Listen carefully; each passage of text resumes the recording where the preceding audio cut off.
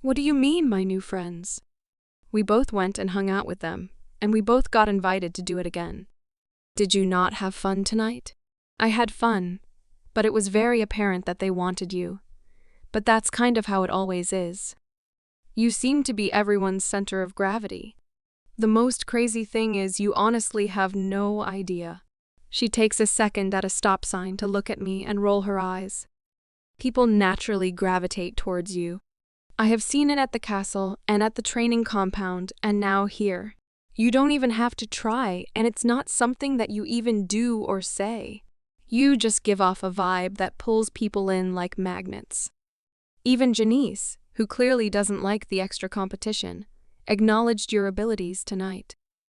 Mind you, she did it when no one but me was listening, but she also didn't give you a hard time after that either. She didn't do anything but ask about how we shift without tearing through our clothes. I hardly think that counts as acknowledgement. But she did talk to you like you are a normal person, not like a worthless tramp muscling in on her choice of guys after that. That's the acknowledgement. You were at the very least okay to be there in her eyes, and that was all the signal the rest of that group needed to be friendly with you and I. She's a ringleader of that group, but I have a feeling Tyler might be up there in those ranks too. This is the stuff I need to work on. You caught so much from people's mannerisms. It's the social stuff I still just don't get. I can smell physical trouble from a mile away, like literally, but you caught a whole social structure from a 3-sentence conversation. I am in awe a little bit, and I know my voice isn't hiding it at all. She just huffs a laugh. I think the same thing when you can analyze an obstacle, map out how best to navigate it, and get a whole team through it, strategically all in your head. We all have our own talents. Your problem is, people have only just started to realize what kind of asset you are. We pull into the driveway, hop out, and head inside. Nicholas, Osiston, William, and Alyssa are all sitting around the kitchen table looking over a map. What's up? I ask. Your boys kept taking walks, but they never really went anywhere or did anything before walking back. Alyssa starts. We think maybe they were doing their own perimeter check or patrol based on the spoke pattern they were walking. William finishes. I'm going to map this out and see if I can get any satellite imaging of the area now that I have been on the ground, and see if I can find anything. Did you come across any weird scents or lack of scent? That is the one thing that is confusing me, since that seems to be the calling card for this rogue group. But all the wolves we have come across have their scent. I ask the older 4 warriors. We were not close enough to any of them to track a specific scent. But I did notice when they got to whatever invisible barrier they all stopped, the scents did stop. The only thing I could smell was the forest. No other living things. Not even small creatures that should be present even with this many wolves around. Alyssa adds. She seems to be a really good tracker. So we know this group is here, or at least a portion of them, and they are in the forest outside campus. We can work with that. We can confirm that they are here. Nicholas sums up. We need to keep tracking that forest. I know we have a team that is following up on Gentry's route. Her coven is also on the search, and they seem to be more willing to help now that one of their own is threatened. So I might be able to get more information about what these guys might be using to mask the scent. Osiston nods. Girls, you keep working these college kids. You seem to be building trust with them quickly. We need more information to work with. Where they have been is a good start, and if they plan on staying long-term or if they are just passing through. Got it, we say in unison. You can both go. It's been a long day. Be ready for a call at any time. Yes, sir. We both answer again, and then turn to head out of the room and upstairs. I just want a shower and to stretch. My legs are sore. We need to run harder more often. Mina half laughs and half whines at me as we both feel the tightness in our legs just from walking up the stairs. Mina goes to grab her towel and head for the shower. I head for my desk and see my phone light up with a notification. Oh, I totally forgot. It's Sierra's birthday. We have to call her when it's not the middle of the night. Is she 17 or 18? Mina asks. 17, one more year before we find out if Sam is her mate. I giggle. I swear their connection is so strong I could feel it click into place when they met. He turned to complete jello. It was really cute. Aren't all your friends having birthdays soon too? Yeah, all the guys are just a few weeks apart. March is basically a party month for all of them. She laughs and then stops, lost in thought. Isn't your birthday like April or May? End of April. Does your pack put something in the water so everyone gets pregnant in the summer and has kids in the late spring? She's laughing, but I'm sure kind of serious too. I never really thought of it like that, but I guess. I laugh at her, grimacing a bit. What about you? When's your birthday? She closes her eyes for a second and smiles, opening only one to look at me. June, huh? You can't say she-tea about it then. I keep laughing as she walks into the bathroom to shower the night off. She's out quickly, and I do the same. Once I'm clean and in comfy clothes, the long day kind of hits me, and I look at the clock. At this point, it is 4 a.m., and I have been up for almost 24 hours straight. I need to get some sleep if I am actually going to make it through classes today. I set an alarm, and so does Mina, just in case, and we both quickly fall asleep. I shoot up as my alarm goes off. Then I groan as Mother Nature calls and decides I don't get to sleep more. When I get done in the bathroom, I'm too wide awake to even think about going back to sleep, even though I've only gotten about 3 hours. This is my normal internal clock, and it is immovable at the best of times. I decide to wake Mina up, and we can call Sierra before we get started with our day. Neither of us bother to get cleaned up before we video call her. She'll appreciate the thought that she is more important than our appearance. The phone dials for longer than it should, and I'm afraid we might be waking her up, or she doesn't have it with her. When she finally answers, it's extremely close to her face, but she looks genuinely excited to see us. Oh my goddess! How are you guys? We're great. Happy birthday. I basically shout at the phone. Aw, thank you. No offense, but you two look rough. What have you been up to? Mina and I both laugh. We're on a mission right now, and last night was a late night. Wait, what do you mean on a mission? A male voice I would recognize anywhere shouts from somewhere behind her. Then the phone is snatched and blurry for a second before Sam's face comes into view. Little bit. What do you mean you're on a mission? You are just supposed to be in training. You aren't even old enough to actually qualify for that part. What is Warrior Brogan thinking, putting you on a mission with fully trained warriors? It's nice to see you two, Sam. Thank you for that vote of confidence. It is greatly appreciated. Osiston is here on mission, with us along with Nicholas and the rest of the team. So don't get your panties in a twist. Well, aren't you special? No titles or anything anymore? He tries to look stern, but it's just not in his nature, and he winks at me. I was hoping to see you in person while I'm here, but you're not even on the territory, are you? It's hard to use titles when we are undercover, so no, we don't use them here. And we are on territory, but we aren't close enough to visit. Name's Mina, by the way. Mina introduces herself. Oh, damn. Sorry. It didn't even cross my mind that you guys haven't met yet. I smack myself in the forehead. Mina, this is Sam, my pack's future Delta and Sierra's current toy. Sam, this is Mina, one of the warriors in the training program with me. Her dad is a warrior for the Alpha King. It's nice to meet you, Mina. And who are you calling a toy? Did we not just interrupt what I think we did? You are her toy. She plays with you however she likes. You just happen to enjoy the playtime. Okay, so you're not wrong. But it sounds so demeaning like that.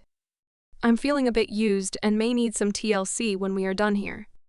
He looks over his shoulder at, I assume, Sierra. We all laugh. All right, I'm decent now. Give me my friends back. I hear Sierra before the phone blurs again, and then before her face comes back into view. So tell me everything that you can. What were you guys doing last night? Sam slides behind her, wrapping his arms around her waist and resting his chin on her shoulder. Goddess, I hope they are mates. They are perfect together. Nothing much, really. We went on a run, getting to know some of the guys on campus. Just making connections. It's all recon at this point. What campus? Where are you, little bit? Sam interrupts again. We are currently college students and trying to get close to a group of guys here. Mina fills in some of the blanks for him. You were around a bunch of college guys last night? Seriously? Did you know any of them before you got there? A couple. The rest we met throughout the night. Why? No wonder Oliver was losing his mind, and Cam and Coda kept calling to ask if I was okay. They said something felt wrong. It wasn't me, it was you. You have always had an extra strong connection with those three. Apparently, it doesn't matter how far away you are. They know when you're in a potentially dangerous situation. There's no way they could have any connection right now. Mina and I have our warrior brands. We don't feel any of those emotions right now. Oh, yeah? You aren't even old enough to have a brand yet. What the hell? He takes a deep breath and looks straight into my soul through the phone. Dad told me a bit about the warrior branding ceremony and what happens. Did you happen to get your brand around Thanksgiving? He rubs his face. Yeah, why? There's no way he could know that. He would have no reason to. You say you shouldn't have a connection with them or us or whatever. Well, around that time we were all hanging out and then a searing pain took over all of us. Dropped all 5 of us to our knees. Alpha Lucas called in everyone to come help, but no one had any idea what was going on. We all had different reactions after that. Your brother got sick, like throwing up everything for an entire night and then slept for 3 days. Oliver spent more time in the gym breaking shati than actually working out. He said he felt off and just kept having spikes of aggression that he couldn't control, that him and his wolf felt like they were being separated. The twins didn't get sick like Mateo, but had a hard time breathing for a few hours. They both said it was like something was being pulled out of their chest. Then they spent the rest of the 3 days glued to each other's side like they were actually afraid to be apart. I spent 3 days running between my friends on high alert. I could feel my protectiveness kick in, and like Oliver, I couldn't control the urge. That had to be our connection to you, little bit. It's the only logical explanation, which doesn't sound logical at all. He rubs his face again. That's crazy. I've never heard of a connection like that before, Mina said. Me either, and weird she happens all the time around here, Sierra says. I'll ask Mom and Dad about it and see what they have to say. I wonder if Alpha Reggie knows about the connection between you 6? I don't know, but we can talk about that later. What are you going to do for your birthday since you have visitors? I ask, not really wanting to discuss the guys. It just makes me homesick. And I feel bad if me getting my brand affected them like that. Just one visitor. We couldn't all leave. We are still investigating the breach, and the information we got was accurate. There aren't any rogue camps that we can find for now, but there are indications that a few camps were on the mainland close to the waterline surrounding the island, meaning they were watching us. We just can't figure out why they left. Sam looks at me with sadness in his eyes. Your information came from Midget here. She put the pieces together, and you have a very good idea why they left. And you just don't want to say it out loud, Mina says, looking from Sam and Sierra on the phone to me. What? I ask, looking between Mina and the phone. Those rogues are following you, Midget. They left when you did. Tyler and those guys didn't even care about inviting me on the run. They were waiting for you. Now we need to know why. She is serious, and I can see the fire in Sam's eyes. You have college guys waiting for you and following you? You need to come home, little bit. We can't protect you when you are out there putting yourself in danger. Don't start. I am a warrior, and that is exactly what my job is. I am not this little thing you need to keep in a locked box. We called to talk to Sierra on her birthday. We are not turning this into a put Sky in a bubble conversation. You've all tried that before and it backfired on all of us. Now, Sierra, back to my question. Do you have plans for the day? Nothing officially planned, no. Sam surprised me last night, and I think my parents want to have dinner. But I think we are just going to hang out and relax today. But Sky, he's not wrong. I'm not saying go home. I'm the last person to tell you that. Just watch your back now that we have made some connections, okay? I roll my eyes and hand the phone to Mina, grab workout clothes from my dresser, and head to the bathroom. I can't have this conversation anymore, and my best friend is taking their side, which she never does. I left my pack so I could grow and get better, not to become afraid of some other bully. Like Oliver, I need to work out my frustrations or I might break something. I change into a sports bra and shorts and throw sweats over them. I pull my waist-length blonde hair in a ponytail. I really should trim it at some point.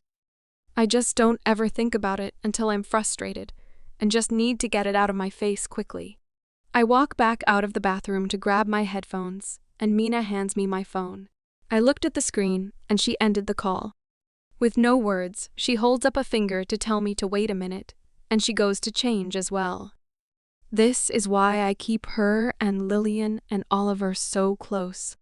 They just know when to drop a topic that is setting me off and help me work through the physical aggression, so I can then talk about and work through the problem. She doesn't even hesitate, just changes quickly, grabs her music, and we both head out, jogging to the gym to get our warm-up over with, so we can just move to weights when we get there. Thank the goddess no one is here yet. It's still too early on a Friday morning. I don't know if I could fake my way through polite conversation right now. I just need to beat on some stuff and get my head back on straight. Which is exactly what we did. Mina spotted me and laughed every time I added weights to the bars. But she didn't object or try and tell me to take it easy. We were on our last set when a voice pulled me out of my train of focus. You should have called us. We would have joined you. I turned around and my sweat-soaked ponytail whipped around my neck. He stops in his tracks. On second thought, it looks like you are out for blood. Maybe missing out on this workout was okay. Tyler laughs at us. Mina gives a chuckle, and I manage a smile and an eye roll. I'm not done being mad, but at least I can understand that Mina and Tyler aren't my problem. You might not have survived. I look at him in the mirror as I set up to finish my squats.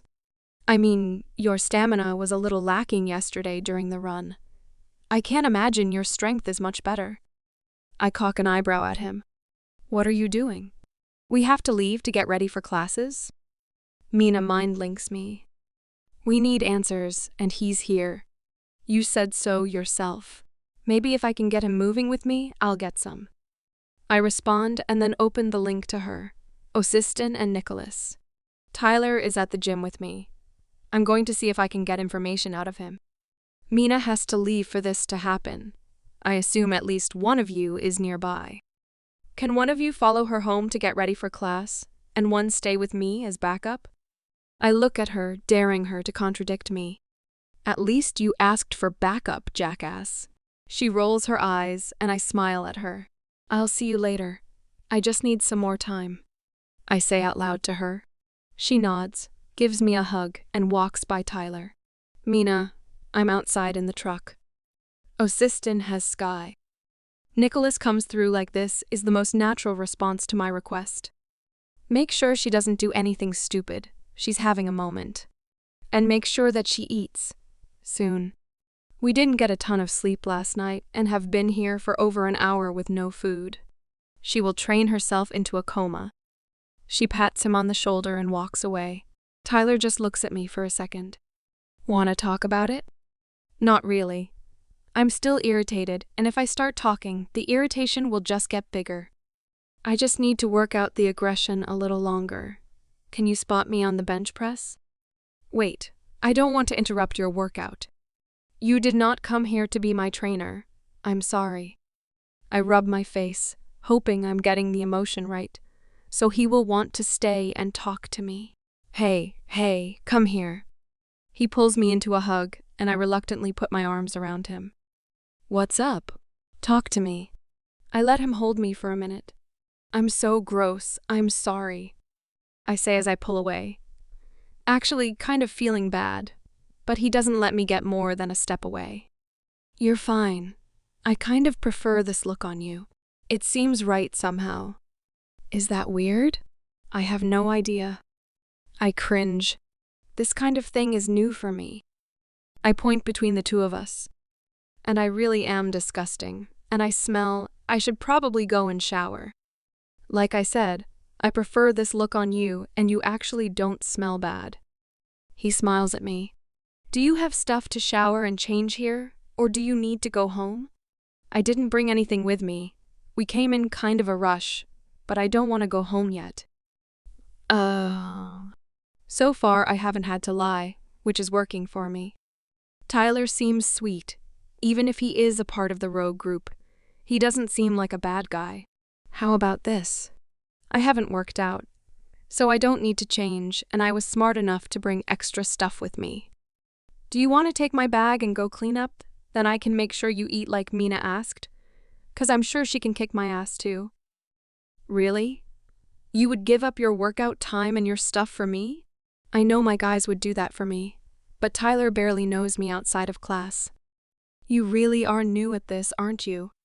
He laughs, taking a cautious step towards me and placing a hand on my hip. The sound is a deep grumble in his chest and is comforting somehow. Let's put it this way, I sigh. The age gap might be a problem when you find out how big it is. It may also explain a few things. I look away from him, but I don't step out of his grip, no matter how much every fiber of my being wants me to. Skylar, don't you dare tell him your real age. Osiston growls. I'm going to have to give him something that explains my reluctance to do things like hug and kiss him when he keeps trying. Relax, we need his information, and I'm going to have to be vulnerable for him to share it. Fine. Be careful and keep your mind link open now so you can just talk. And don't have to relay anything. Got it. If you really don't mind, I will be quick, I promise. I look back at him, and he has a small smile playing on his lips. Skylar, I don't mind. Come on. He walks us over to where he dropped his stuff. He just hands me the whole bag, like he could care less if I went through his stuff. Then he walks me to the locker room, hand on the small of my back the whole time. I swear, 10 minutes tops. Thank you, Tyler. I give him a small smile as I walk through the locker room door. I hurry through the shower, using his body wash and 2-in-1 shampoo and conditioner. My sweats are fine since I took those off the minute we walked in the door, but my underwear and bra are soaked, so I decide to go without. He thankfully has a brush, so I can attempt to make myself presentable. I walk out in less than 10 minutes, and Tyler is just leaning against the wall, looking at his phone. Hey, thanks for waiting. He looks up at me, looks down at his phone, and then back up at me again. A weird look on his face. You're done already? Yeah. I said 10 minutes tops, but that usually means an hour. He laughs. Not for me. I don't do a lot to get ready. If I am ever dressed up or look like effort was put in, that means I was tied to a chair and my best friends had their way with me. I laugh. That oddly sounds like something I might like to witness. He smiles at me and reaches for his bag, gently taking it out of my hands. Now, can I hold your hand or is that too much? I'm not sure, actually. I just stand there looking at him. Let's find out then. He grabs my hand and gently leads me out of the gym and down the sidewalk to a little diner a few blocks away. We walk in a comfortable silence. I don't feel weird holding his hand, but it isn't the same as the twins or Oliver or even Sam. There is no emotion attached to it. This brand is crazy. I don't feel awkward or butterflies or tingles or any sensation that could be attached to a boy holding my hand for the first time. It's just numb. So, you have been thinking awfully hard while we are walking. Are you getting anywhere inside that pretty head of yours, or can I help? He asks as he holds the door open for me to walk into the diner that has a small crowd doing a late breakfast. I'm sure a lot of kids either try not to have classes on Fridays, or at the very least start late if they can help it. Not really, just boys being frustrating boys. Well, one boy anyway. He lets go of my hand immediately, and I look at him confused. Are you with someone else? Or does someone have a claim on you? Is he angry? Why does he sound angry? Excuse you? I step back as my temper flares for a second. But I close my eyes and take a breath in and rein it in. I need to talk to him. We need answers. No, nothing like let's just sit down and I can explain. We grab a booth in the back, and he sits across from me, looking skeptical. The waitress is quick to get to us, and we both order the same thing. Tyler never takes his eyes off of me. You have someone. Is that why you are reluctant with me? He does not even mince words. No, I don't, but it's complicated. I'm complicated. How so? Still irritated. I am doing everything to not return the sentiment in my tone. How old are you, Tyler? 22. Why? How is this relevant to you having a boyfriend? I ignore him. Any siblings? A little sister, maybe? I had a sister, yes. Where are you going with this? Just follow along for a second. I promise I'm not really as strange as I sound. Well, maybe I am. Who knows? I fidget with my ponytail, which is still wet, and take a deep breath in. This is my way to get him to open up to me. I have to word this right. Anyway, how would you feel if your 15-year-old sister went off to college? Because she was smart enough to accomplish that. But you found out she started talking to a 22-year-old college guy just weeks into being in school. I would probably rip his balls off and shove them down his throat. He didn't even hesitate with his answer, and I just sat there looking at him, waiting for him to catch on. It took a couple minutes. He blinks at me, then his eyes go wide and his face pales. Oh, fuck. Are you serious? If you are serious, I am a dead man. He rubs his hand over his mouth, his breathing more shallow. Yep, I am a dead man. No one has a sister as hot as you and doesn't have a protection detail on her at all times. You don't have a big-ass bodyguard hiding somewhere, do you? He starts looking around nervously, like someone is going to jump out saying you caught me. Of course she does, jackass. The point of hiding is to not be seen. But he's not as dumb as we thought, is he? Oziston decides to chime in. I ignore it. This time I have to lie. Of course not. But I told you I'm new at all of this and I just came here to go to class. High school was boring and I was done with all the requirements I had there. Mina was already attending, so I asked if I could come along. Nicholas said, "Why not, since we were all moving anyway." And your brother? What about him? I thought it was just you and Mina. It is actually my best friend's boyfriend, who is like my older brother. I knew him first. I've known him since birth, actually. But it's her birthday today, so we were on the phone talking this morning. And I didn't know he was in earshot of the conversation. But I was telling her about the run last night, and he got mad at me for being out with college guys, without anyone to protect me, basically. Overprotective doesn't even begin to describe him. He told me I needed to come home, which pissed me off. And I have a bit of a temper when it comes to people telling me what to do, so I usually go to the gym where it is harder to break stuff. So here we are. I take a deep breath after all of that word vomit. So you are telling me that you are 7 years younger than me, but taking the same college-level courses that I am and worried that I might have a problem with the age difference. Is that right? This other guy definitely has a problem with the age difference. And you are certain it's an older brother thing and nothing more? Well, basically, yeah. The classes aren't really the problem. Let's be honest. It's the life experience that I think you might have an issue with.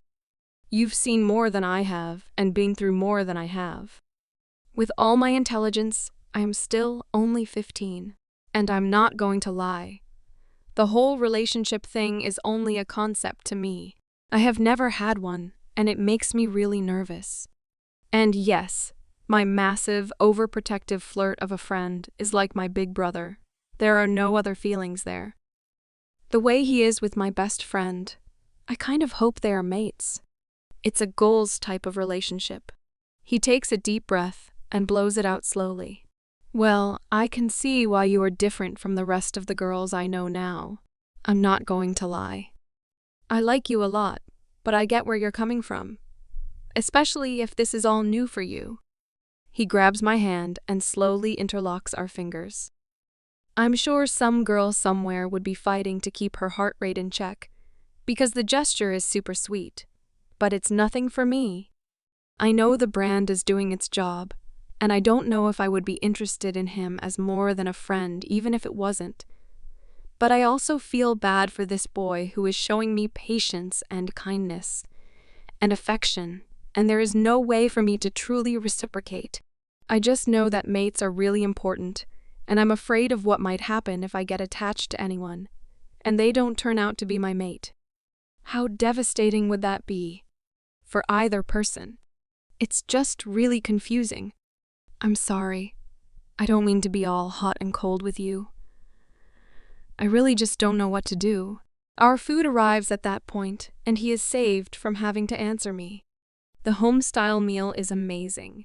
Pancakes, bacon, biscuits with sausage gravy, a side of fruit and coffee and juice. It makes me think of home and Gretchen cooking for me when I was by myself all the time.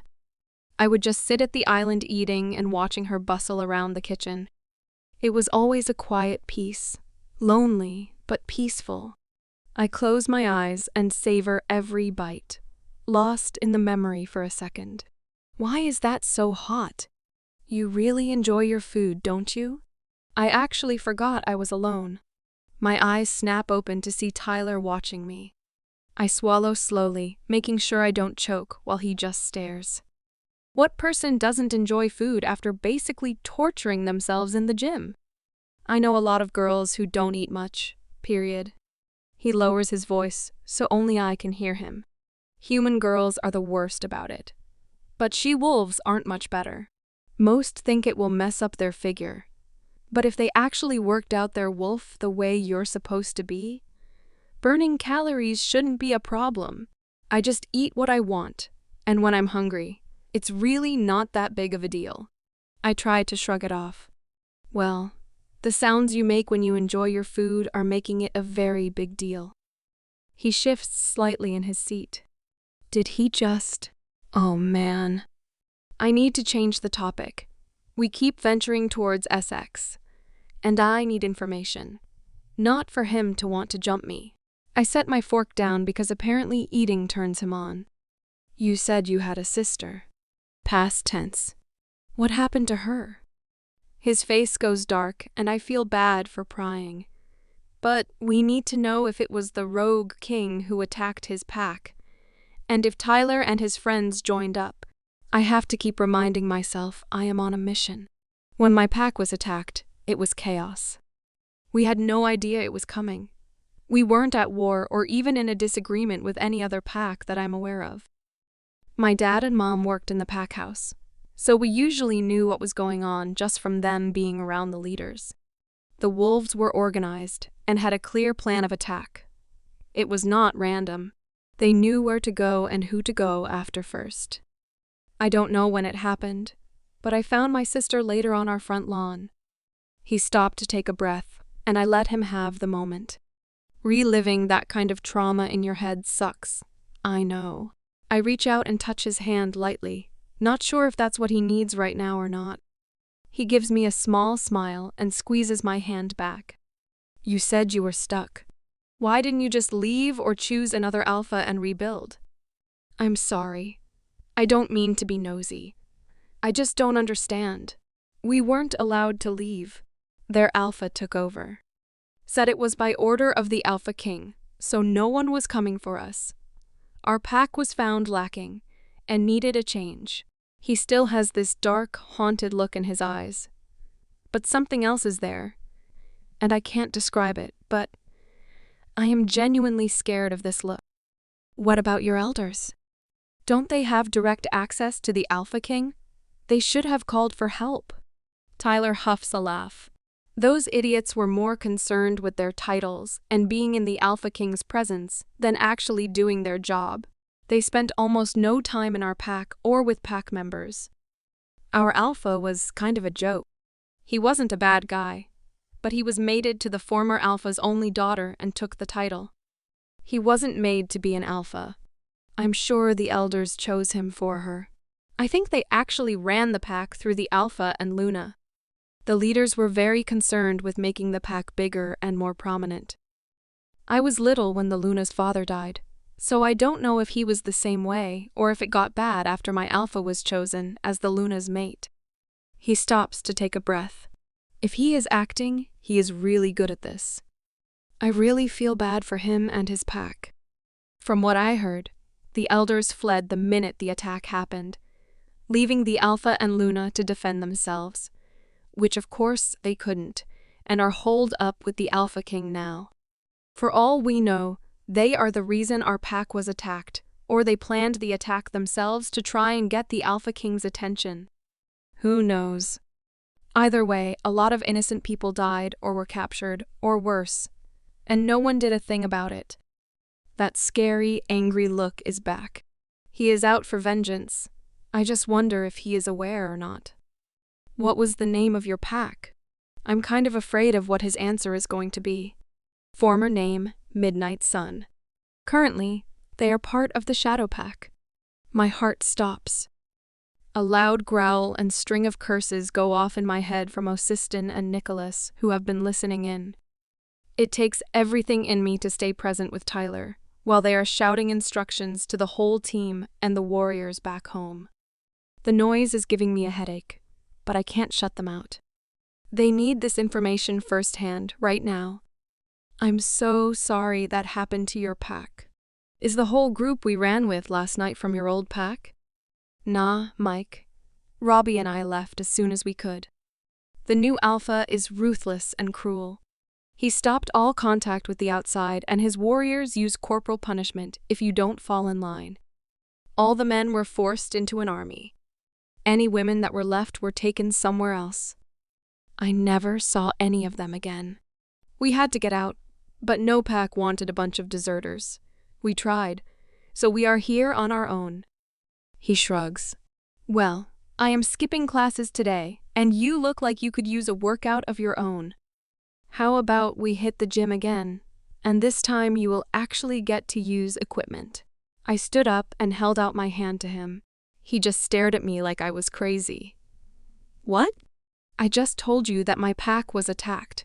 My sister was killed, and my 2 friends and I escaped, leaving everyone else behind, essentially deserting them, and you want to take me to go work out.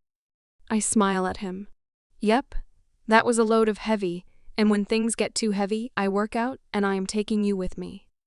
Now let's go pay for our food. I am going to need an extra minute to change back into my workout stuff. It's going to be like putting on a wetsuit. I wink at him, and he just chuckles as he gets up to follow me to the register by the door. We walk back to the gym, and I can feel how close Austin is. I don't think Tyler is a problem, but I do feel better knowing someone is close. I don't trust Tyler, but at the same time, if even half his story is true, I want to help bring whoever is the problem to justice. Tyler is right. Innocent people are getting hurt and dying for someone's sick desire to have power. We work out for a couple more hours and stop by the diner again to grab food to go this time. We settled in the middle of campus on one of the sprawling lawns that has benches dotted along the perimeter. The day is actually nice and calm. Not warm, but comfortable enough. The snow is melting and the sun is shining, making everything a little brighter. Thank you for today. I didn't realize how much I needed to get that out. Mike and Robbie lived it with me, so none of us ever talk about it, and no one else has ever asked before. He balls up the wrapper from his sandwich and looks out over the lawn towards the building. but I don't think he sees anything really. It's not a problem really. I do have to go though. I work all weekend, and since I skipped class today, I want to make sure I'm caught up on everything. I stand and he follows. He wraps his arms around my waist and pulls me into his chest, slowly, being extra cautious, but I let him. I wrap my arms under his and rest my cheek on his chest. He leans into my hair and inhales, then kisses the top of my head. You make it really difficult to move slowly, you know that? He chuckles into my hair and I smile. Sorry, occupational hazard of being the baby. You are definitely not a baby, but I think you are definitely worth the wait. He kisses the top of my head again and then lets me go. Do you want me to walk you home? I feel like Mr. Overprotective does not need another reason to kill me. I laugh, loud this time. We have been kind of serious all day. It feels good to lighten the mood. So far, he has no real reason to do anything to you. You have been a perfect gentleman. I'm sure even you would agree that hand-holding, a hug and a kiss on the top of the head is not murder-worthy. That means nothing. I am in your personal space and talking to you. Trust me, that is reason enough. I'm good. Mina's class is right over there. I point to a building, and she should be getting done soon. I'll catch a ride with her. We have plans with my uncle tonight. Oh, fuck. I forgot about him. He's a big guy too. I bet he's a warrior, isn't he? Is he going to kill me for talking to you? I don't need some crazy guy coming for me in my sleep. I'm laughing again. I think he might really be afraid of Nicholas. Dramatic much? He knows about you. He also knows I have been with you all day. Tyler's eyes go wide. What? And he's just okay with you skipping class to hang out with a guy who definitely is trying to date you, even though there is a 7-year age difference, and you are still a minor? First, he's not the hover type. I hover all right. I'm just not amateur enough to be seen doing it. Nicholas chimes in. Second, he trusts me to make good choices. I'm not one to be pressured into things. I trust you. This clown I don't trust at all. He may be acting like a gentleman now, but I can guarantee with the amount of fidgeting he has done all day. His thoughts are far from respectable. He's just lucky you are a deadly weapon. I can't wait until he finds that out. I want to be there when he sees you beat the shesh tea out of somebody for the first time now. Both Nicholas and Osiston are cackling in my head like two old ladies. Speak of the devil, I need to get going. I tap my head and smile as Tyler looks around nervous. I'll talk to you later, Tyler. I turn and walk toward the building. Once I get around the corner, Nicholas is by my side instantly. What are we going to do about the Shadow Pack? If his information is right, Elder Bastion has been playing Alpha Reggie. We're working on it, Midge. Good job today. Let's get home, though. Never know who's following you. He winks at me, and I giggle.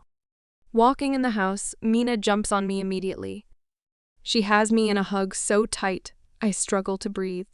Nicholas just walks past me to Osiston, sitting at the island, looking intently at a computer screen. I'm going to need you to loosen up there, friend. I gasp, and she jumps off of me just as fast. I am so sorry. She grabs my hand and leads me over to the couch and sits me down. Tell me everything and never make me leave like that again. I couldn't concentrate all day. It was the worst. Seriously? You and I can't be attached at the hip all of the time. That would look weird. He wasn't going to talk with you hovering over our shoulders the whole time. Did he say anything we can use?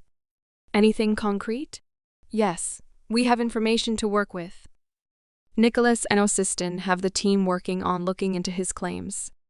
So, we'll see, I guess, he said. Mike, Robbie, and he were all from the same pack, and it was attacked and no one came to help. I told her the rest of Tyler's story, trying to see if I could find any holes in it, and looking to Osiston and Nicholas for their thoughts on parts of it. It all sounds plausible, really. Assistant says from across the room, not looking up from his computer. The attack probably did happen, and if none of the elders asked for help, and the Alpha didn't know he could also contact the Alpha King in an emergency, the whole attack could have gone down like that without anyone knowing. That's a lot of ifs, though. The big questions now are, did the Shadow Pack really take over Midnight Sun? That pack isn't even a part of Alpha King Reggie's territory, but it is a part of the northern border. Did they get training in this army? Did they actually leave of their own free will, or are they scouts no different than the two of you, gaining information for whoever this new Alpha is? Nicholas talks over his shoulder while he makes dinner. I think that is the first piece of the puzzle we need to solve. Did a pack really get consumed by the Shadow Pack, and is Alpha Sharp a part of it? Or is he unaware that someone is using his pack's name to attack and claim pack territories? Mina and I fell into a routine with Tyler, Mike, and, reluctantly, Robbie. We worked out in the mornings before classes and did runs on Thursday nights. Even Janice and her girls stopped being nasty to us.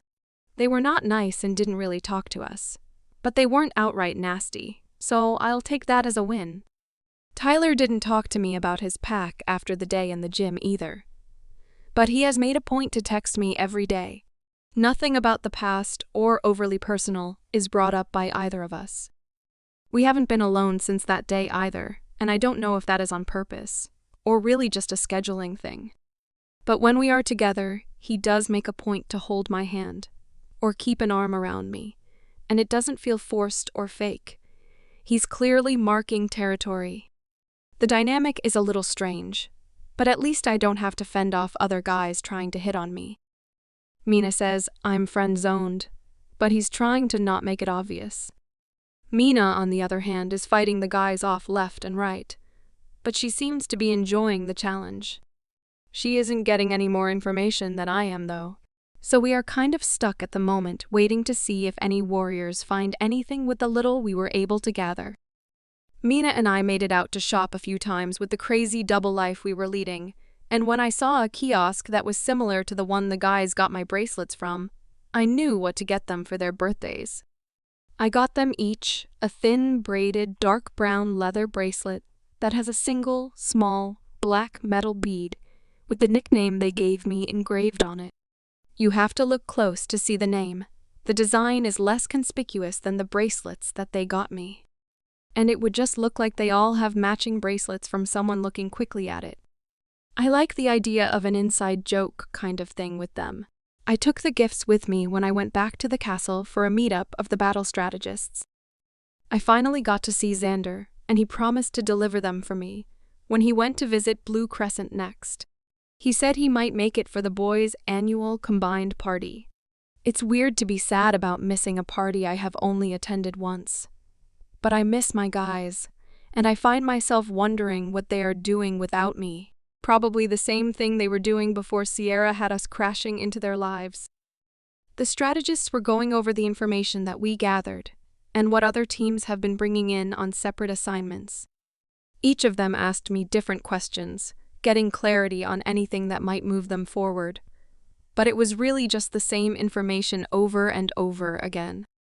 We also went over the safe room project, and I got to see how that was coming along with Luna Ann. It was really neat to see an idea that started as napkins and bottles on a table come to life. She told me that Luna, Ava, and Alpha Lucas came for a visit and were sad to miss me. But their visit just didn't match up with my schedule, and the guys stayed behind to man the pack while they were gone. I guess they have been doing that more and more lately, stepping into jobs and tasks that allow them to transition into their roles as true leaders of our pack. I hope Sam told them I was doing okay, and not that I was out doing dangerous things. But knowing him, he probably called them on his drive home that night and exaggerated the whole thing. They don't keep secrets from each other, so it would have just been a matter of time before they all found out I was on a mission and have my warrior brand. I mean, there's really nothing any of them can do about it, but I still hate the thought of them worrying about or being angry with me. I didn't see any of the elders while I was at the castle, and thank the goddess for that, because I am terrible at hiding my irritation with people.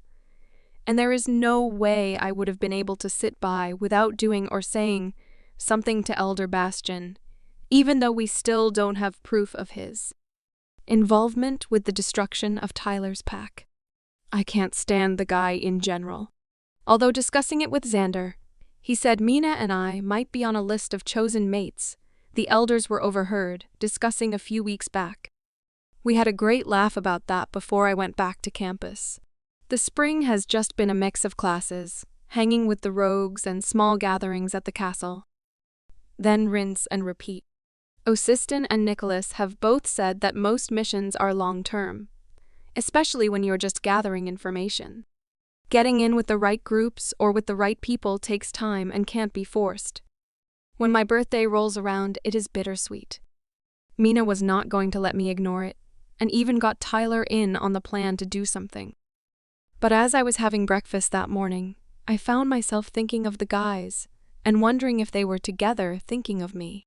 I have been wearing my bracelets since I bought theirs. It feels like an invisible connection to them that I just need.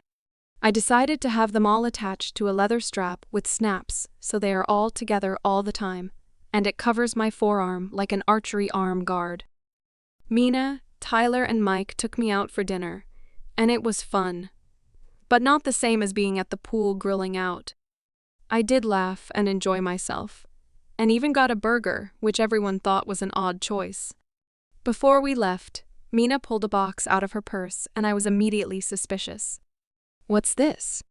I ask, gingerly taking the blue velvet box from her.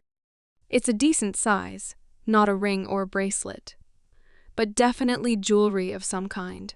Tyler and Mike look confused at my lack of enthusiasm at receiving a gift, but if it's what I think it might be, they might be angry. I was given strict instructions to give it to you after dinner, and I quote, "the stalker is present." She mind links me and my eyes go wide. "Seriously? I'm not opening this now," I say to her, not even bothering with the mind link. "Either you open it or I'm supposed to." She shrugs. "Orders from the top." I narrowed my eyes at her. That means Xander is in on this too. Now I know it's some kind of trap. What does she mean, orders from the top? Tyler asks me. Is that code for something? And why do you look like you are terrified about opening a gift? My friends are messing with me, and unfortunately, we have a hierarchy, meaning Mina will cause a scene. I look right at him, then take a deep breath and spin the box to face me. The dark blue velvet is soft and expensive, with gold lining the edges of the box and the hinge. I slowly pull it open with Tyler sitting shoulder to shoulder with me, and I gasp. Sitting on a dark blue satin pillow is a gold metal choker necklace. The metal circlet sits open with a gold moon charm hanging from one end, complete with the two little stars sitting on the bottom tip. Hanging from the other end is a delicate gold chain with star charms made of faceted colored glass attached every few links. There is one in each of the guy's colors, and I recognize the circled diamond hanging from the bottom as Xander's. Tears fill my eyes as I look up to see Mina with her phone up, most likely taking a video of my reaction. "This means something to you?" Tyler asks the question, but the way he asks lets me know he doesn't need the answer. I just nod as he pulls it off the cushion and slides it around my neck on top of the necklace from my brother last year, with the matching moon pendant that I never take off. The opening sits just above my collarbone, so the moon dangles on one side of my neck, and the star charms hang on the other. This is not a gift from just a friend, and that is not a reaction from just a friend, he says, looking at me, shoulders slouched. His voice is thick and hurt. "No, Tyler, stop. It's really not like that. This is not what you think, but it is personal, and yes, it means something to me." No, I'm not going to explain the significance. I can't. I close my eyes and will the tears away. I won't let them fall. This is special and meant to be special. They are thinking of me too. I'm just going to go. He gets up to leave, Mike following. I got to Mike first.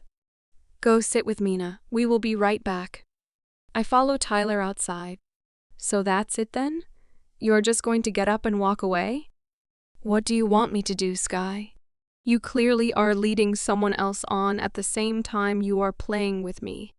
I have been as patient as I can, but waiting for you to figure out what you want is painful. And I don't believe for a second that you have no idea what you are doing here. No one sends a gift like that to their girlfriend's best friend. He's getting more and more angry as he talks. I told you I knew Sam first. I have known him my whole life. I introduced him to Sierra. There has been and never will be anything between us. This necklace is special to me, and I shouldn't have to explain that to a guy who has friend-zoned me since he found out I have guys as friends. You don't want to get to know me, and you don't want me to know you. You are the one holding back. You are letting your petty jealousy get in the way. I shove him with each accusation. At least I can still feel anger towards him, because as fake as this is, I do care about him as a person. But I won't take the blame for the distance. Sam has a funny way of showing his friends affection. Does he buy you nice underwear too? That was the last straw. I cocked my fist back and punched him with all of my strength. His head spun around, the rest of his body following with the force, so he was facing away from me. For your information, you son of a teach. He turns slowly back to me, complete anger contorting his usually handsome features, while he holds his cheek. My mother died giving birth to me. I hate my birthday. My friends, all of them, as in plural or more than one, since you seem to be slow on the uptake. Get me something with rainbow colors for my birthday. I hold up my cuff with the rainbow-colored leather. Each color represents a different friend. It's to let me know they are thinking of me. So maybe before you go accusing people of deceit, you should get the whole story. I push him again before walking away. SKYWAIT? IMSORRY. He shouts at my back, but I just keep walking. I'm here, little one. Just keep walking. As soon as he's out of sight, I'll get you. Why can't the brand take pain too? He didn't hurt me really, but I don't like being accused of cheating or leading people on. I would never do that to someone. I can't even feel affection for him, and I still didn't go after any other guys even when he stopped giving me information. Pain lets us know we're still alive. It lets us know that something is wrong. We cannot take pain away, but we can work through it. You're almost to me. Let's go for a run. Okay. I sniffle back my tears and take a deep breath. I will work through this like I work through everything else that has frustrated me over the years. I will let my wolf out, let her take control and protect me until I can get my head on straight again. I don't talk to Osistin, Nicholas, or even Mina about what happened. Someone wanted a result and they got it. I don't know if Sam and the guys were trying to get under my skin, or if they were trying to push Tyler away, or maybe thought he would be jealous and fight for me. But I was used, and I don't appreciate it at all. I leave my phone on airplane mode most days. I use it only for music when I work out alone. If anyone needs to talk to me, they can mind link me.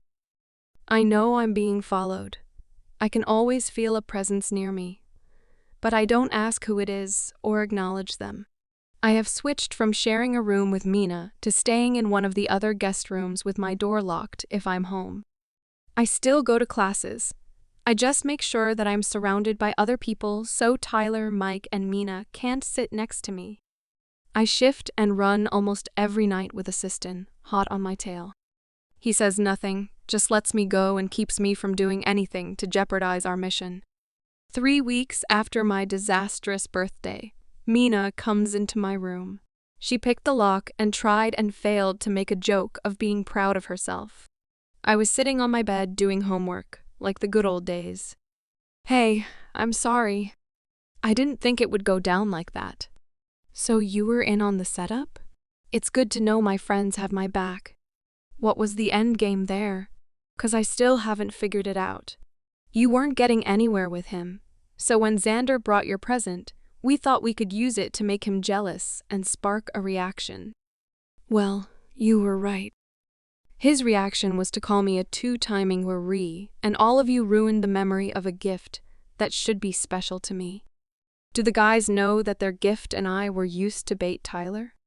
She looks down at her hands, clasping and unclasping them. That's what I thought. And who's we exactly? Alyssa and I, she whispers. So you didn't get the idea from Xander or Nicholas or Assistant? Did Xander explain the significance of the necklace? No, she's still whispering. Well, let me enlighten you. What I told Tyler was true. I hate my birthday because my dad hates my birthday. My dad hates me because on the day of my birth, I killed his mate. Until last year, my birthday was never celebrated. Ever.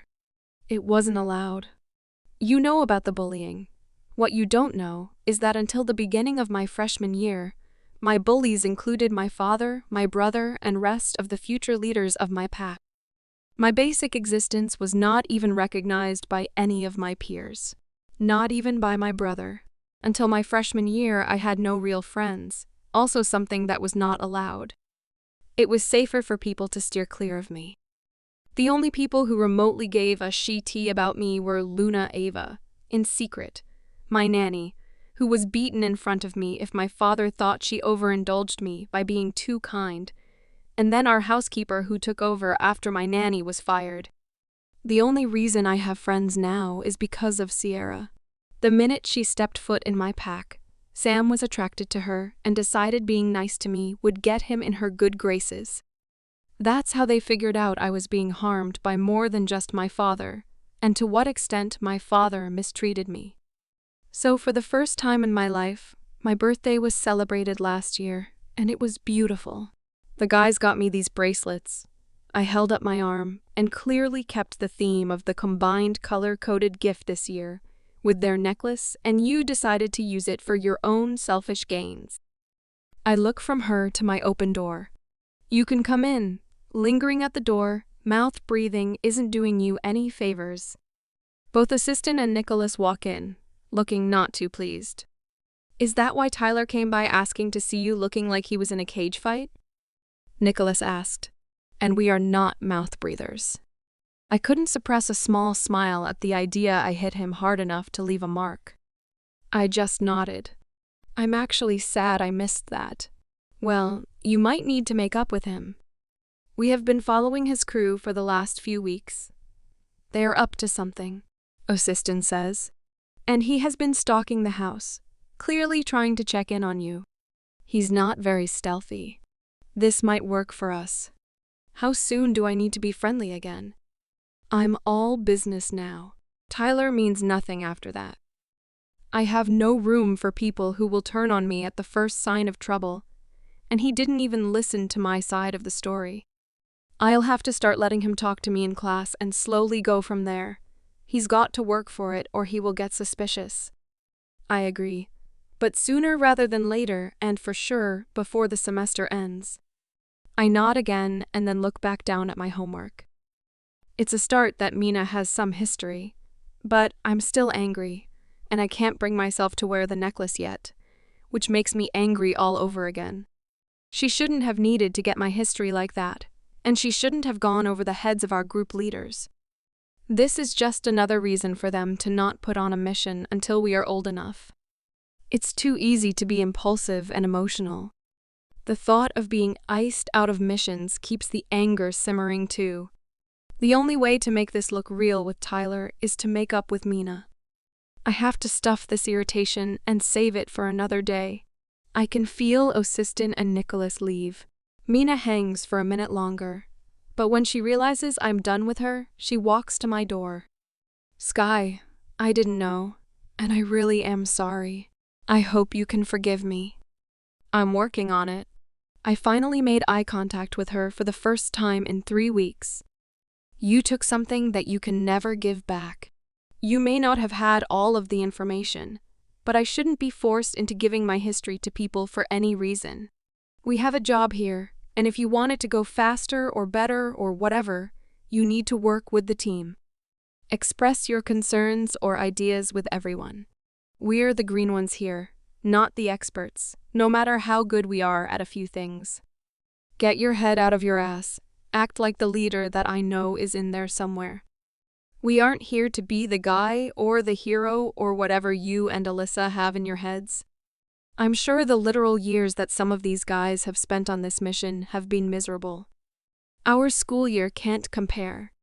I don't know how long Alyssa has been here, but she isn't much older than us, and she was brought in to track, not make decisions and plans. We are better than this. We need to act better. She just nods. I won't make excuses. I wanted to make Tyler feel a little off-kilter. He doesn't drink more than one when we run on Thursdays, and I have never seen him drink other than that. He's always in so much control. We thought that maybe his attraction to you could crack that a little bit. You are everyone's weakness. It's kind of creepy, really. Even Robbie has a hard time staying out of your orbit, and he hates anyone who isn't Mike or Tyler. Well, here's the plan, 'cause I am still angry at you. We can start going to the gym together, but I am back into my morning and evening runs. Jump on the train, or don't, but this is the program now. We have to look like we are in the process of being friends again, otherwise they won't believe me and will never get back in. I have to work in the morning. Come in and sit. See if they notice and follow your lead. You have to be vulnerable, and we need a story about my birth mother because we are supposed to be sisters. The information we give out is supposed to be generic. The setup didn't allow me to have a proper reaction, and I gave out real information unintentionally. We need to talk to Assistant and Nicholas, so what we say matches anything they have put out there already. She nods again. Are you going to move back in? She points over her shoulder to the hallway. Maybe. I don't know yet. Now that I know what it's like to have people around me that want me around, I don't love being alone. But I'm also still angry enough that I like my space to just be. I'm going to stay here for now, and we'll see. That's all I can say. Okay, I miss you. All of your crazy overachiever tendencies have made me try and get better. You and I have so much more to do. I can feel it. We have some big things coming our way. I will prove that we can be close again.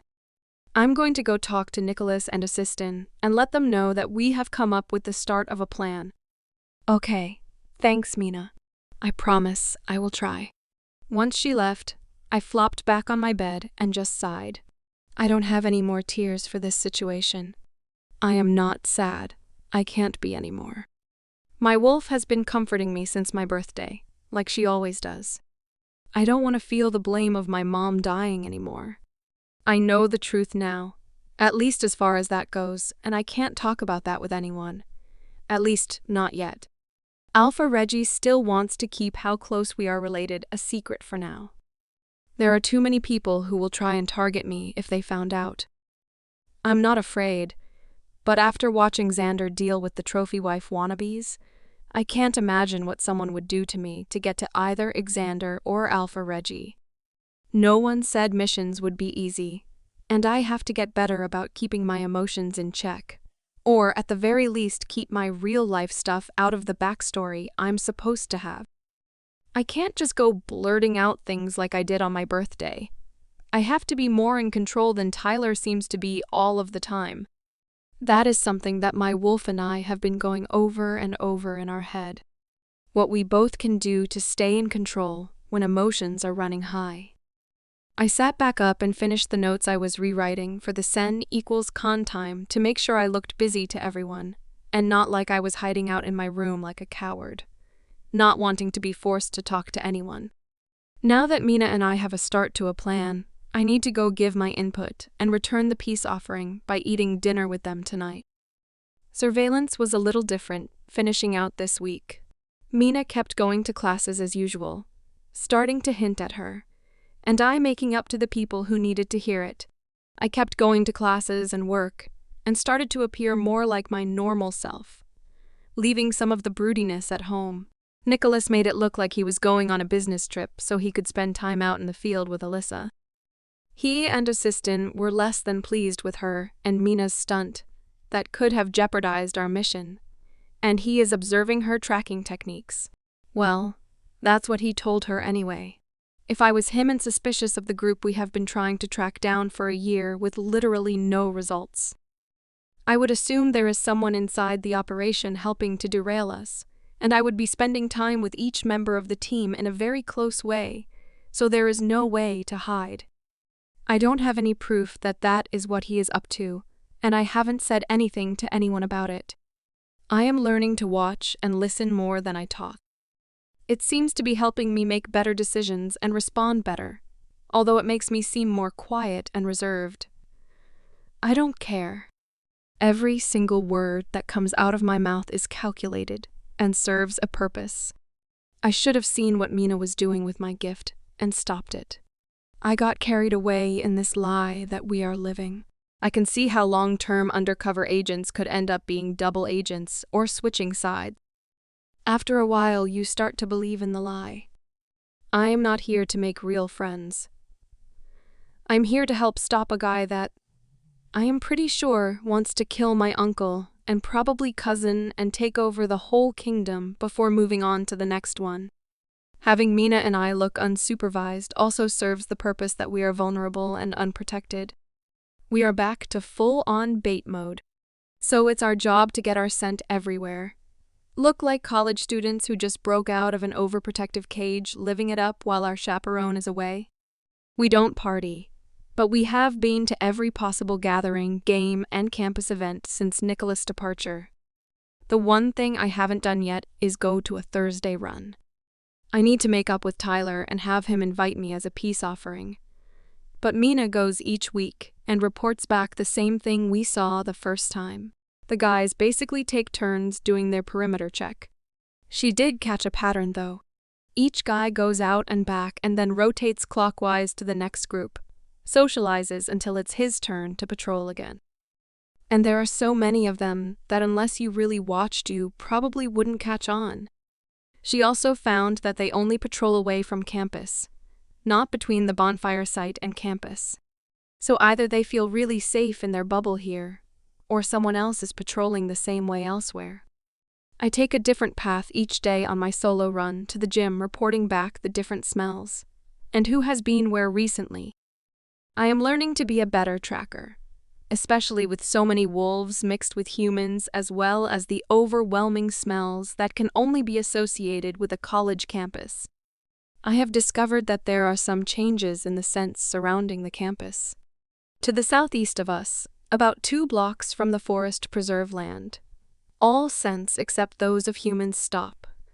And the same goes for north of the Reese Center that we met Tyler to run for the first time.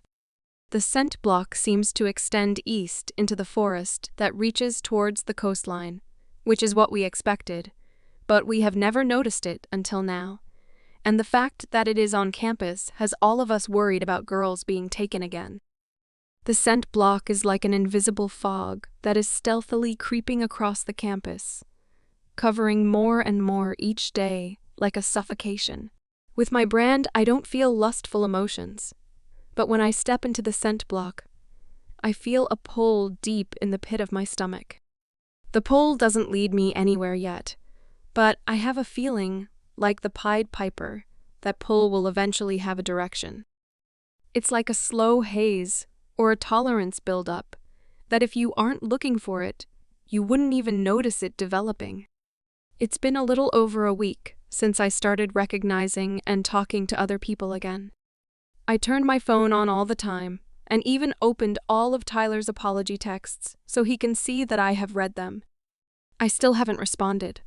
I haven't talked to him in a month. This has to be slow. I also started wearing the choker necklace. I figure if Tyler is going to forgive me, he's going to do it while looking at a piece of jewelry around my neck. That means a lot to me, and from another guy. It's really too fancy to wear every day, but I feel better with it on. Almost like my head is clear having something from them so close. Same with the bracelets. It feels wrong to take them off somehow. Like I feel physically ill when I take them off to shower or work out. There are so many games to relationships. It's stupid. I wish that I didn't need Tyler to think that I was slowly forgiving him, but that is the only way he will trust me.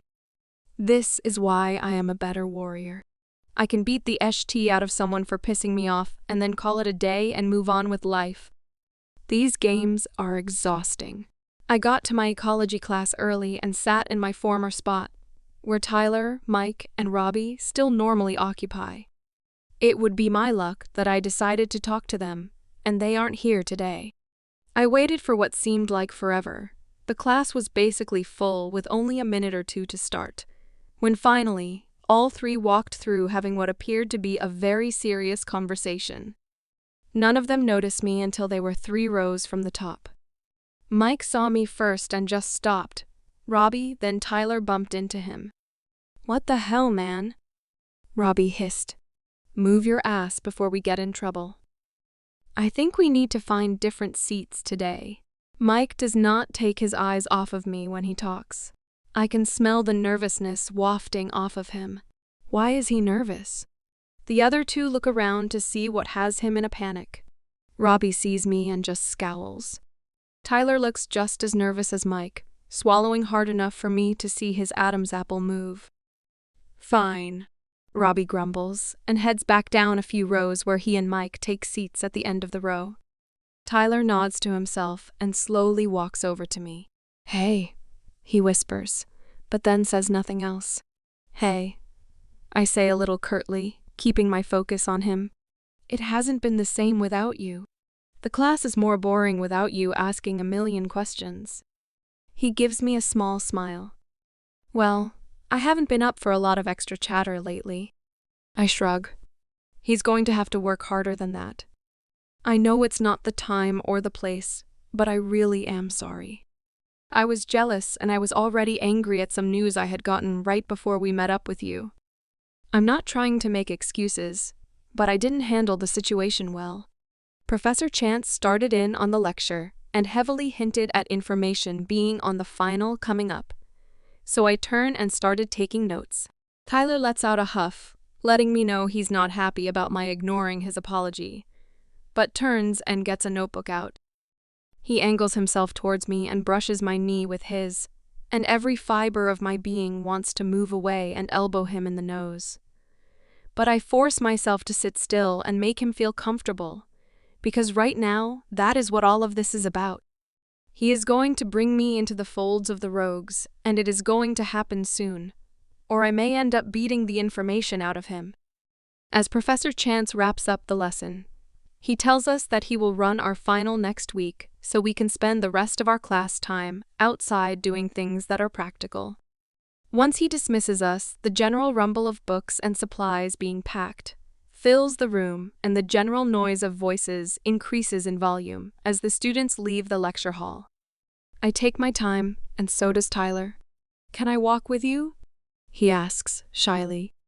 "Sure," I say on a breath out. I take another breath in to calm my temper and let it out slowly as I stand up with my bag and turn to face him. "What you said is not something that is easy to forgive. It was purposely hurtful. You don't deserve to find out anything about me after your accusations. But I am going to try. You are not the only person who has suffered through life. Don't ever assume you've had it the worst. There is always somebody suffering more than you. Some of us are just better at moving forward with life. I don't let my past hold me back. It definitely motivates me and my actions, but I would never consider taking it out on someone else." He just nods and starts to shuffle out of the top row, checking every few steps that I'm following him. We make it outside and his friends are nowhere to be seen. He's all mine for the time being. "Mina, I have Tyler with me. Take your time. I'm going to see what he has to say." We walk towards the center of campus again, not really aiming for anywhere in particular that I can tell. "So your mom really died?" he asks the ground in front of him. "Yep." We just keep walking. "Is Mina really your sister?" "Not by blood, but sometimes life brings you people that are closer than that. She and Nicholas are those people for me." It's easier to say we are sisters, 'cause that's what she feels like, and what people understand without a lot of explanation. I don't like my story or retelling it. I don't like the victim pity in people's eyes when they hear it. Mina and Nicholas have never looked at me like that. We get along a majority of the time. We have similar interests and goals in life, and she has been there for me. This was an opportunity to start new, and I took it. Just like you. He nods his head again. There's always a cost, though. Every decision has a cost. It's just a matter of if you are willing to pay the price. How are you so young and yet can talk like that? I've had to suck it up more than a few times. I had to decide to stay stuck and let other people control my life, or move forward, learn from what happened, and be an example for others in a similar situation. I decided that if I can help even one person to not go through what I have, then the pain and suffering and irritation was worth it. I will not let anyone control me or my life again. He looks at me sharply. But you will let the moon goddess choose your mate for you. You would give up that control? I never said that. I just said I'm willing to wait for my mate. There is a reason we can't find them until we are 18. It gives us a chance to live a little. How we choose to live is up to us. It is possible that our mate isn't chosen until we are a bit older, or that our mate changes based on our life experience. No one knows how the moon goddess works. But I do want to know who she chose for me, and then I will decide, because what everyone forgets is that we have the choice to reject our mate. So it is still a choice. What about family obligations or social status and things like that? A lot of packs are choosing mates for their future alphas and betas based on bloodline and other things like that. I even heard the next alpha king has a chosen mate lined up for him. I laughed out loud at that.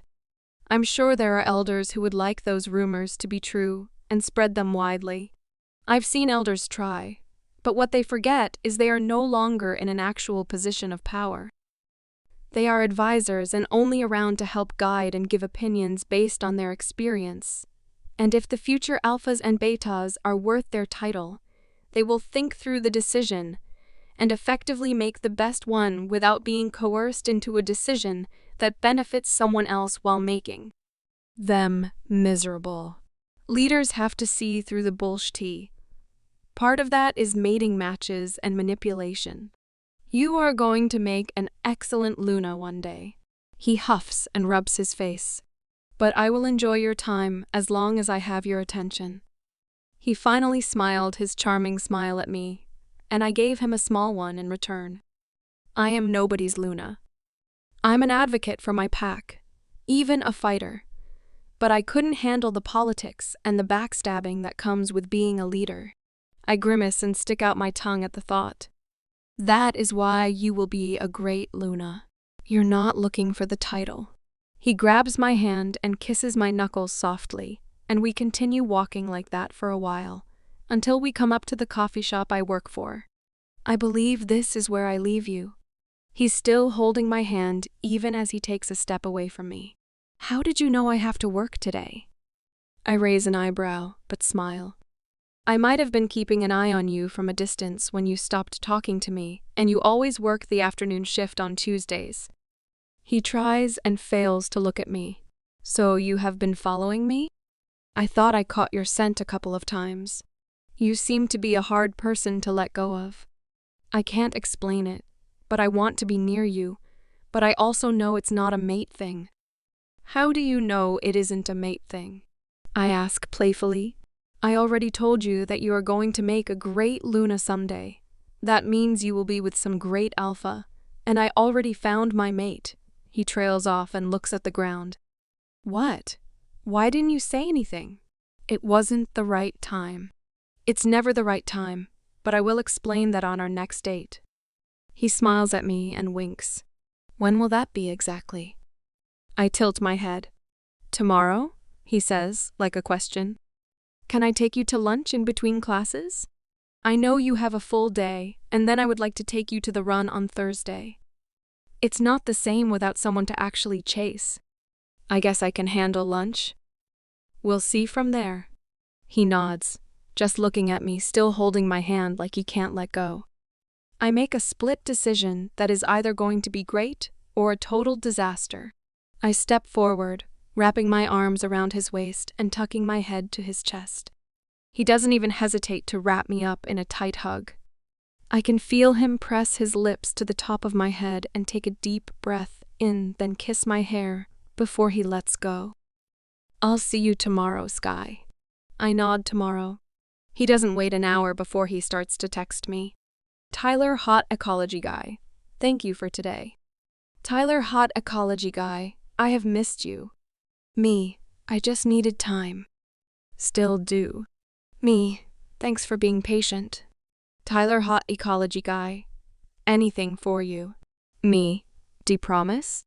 Tyler, hot ecology guy. Definitely yes.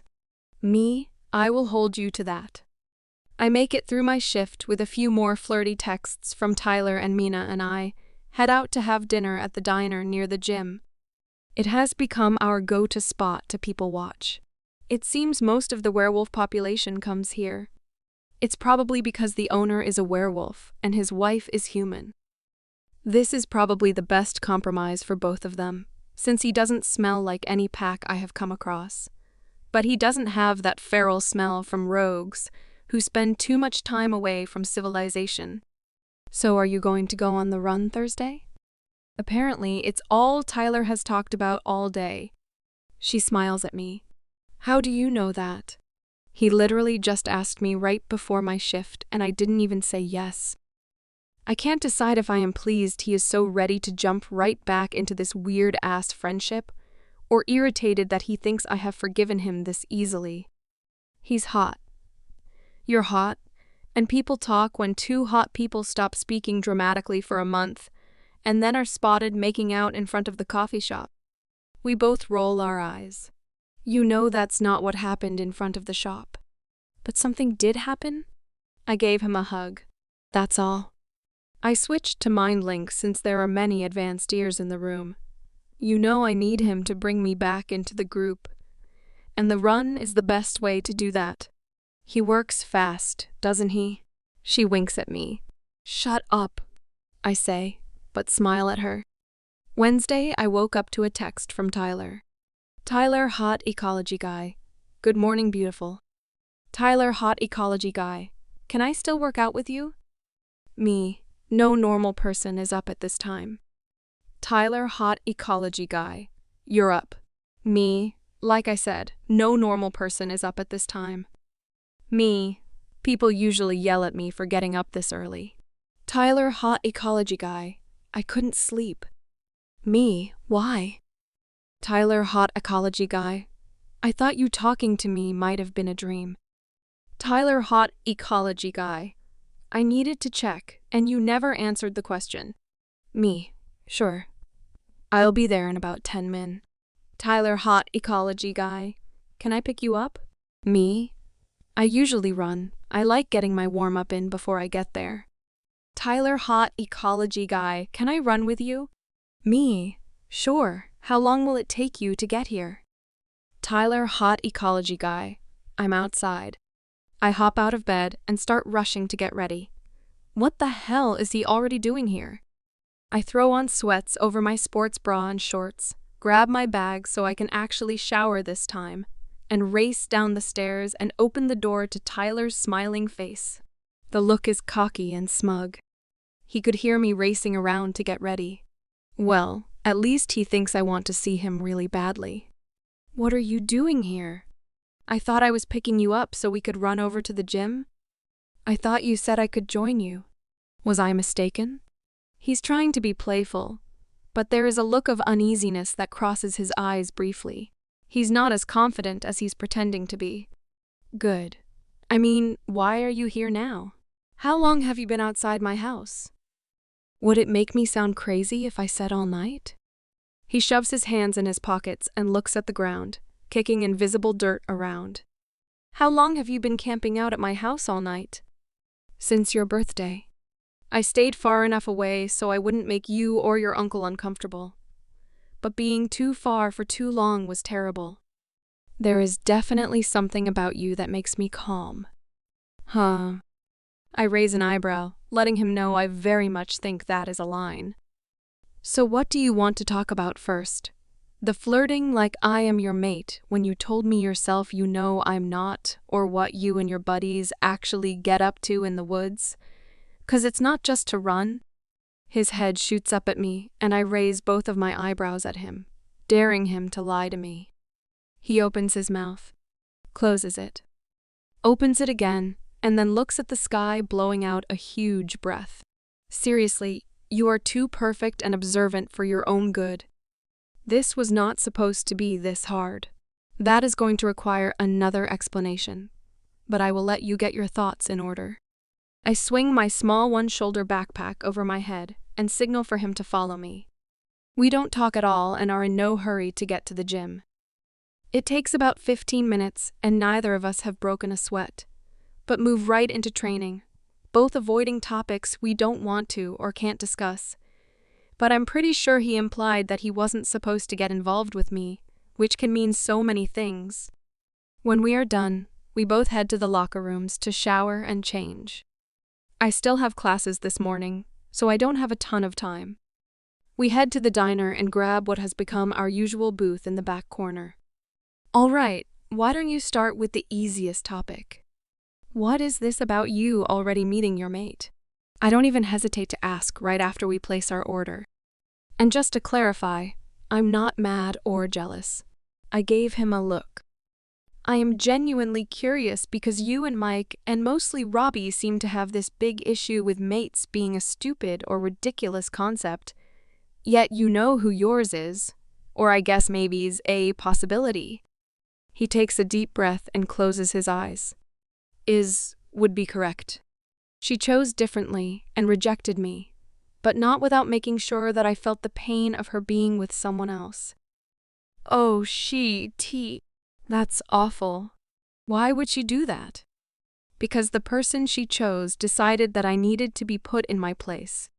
He was the beta of my pack before it was attacked. I was an Omega training to be a warrior, but to him, my rank made me unworthy, and she believed him. He was just as power-hungry as the elders. I wouldn't be surprised if he had something to do with our pack getting attacked.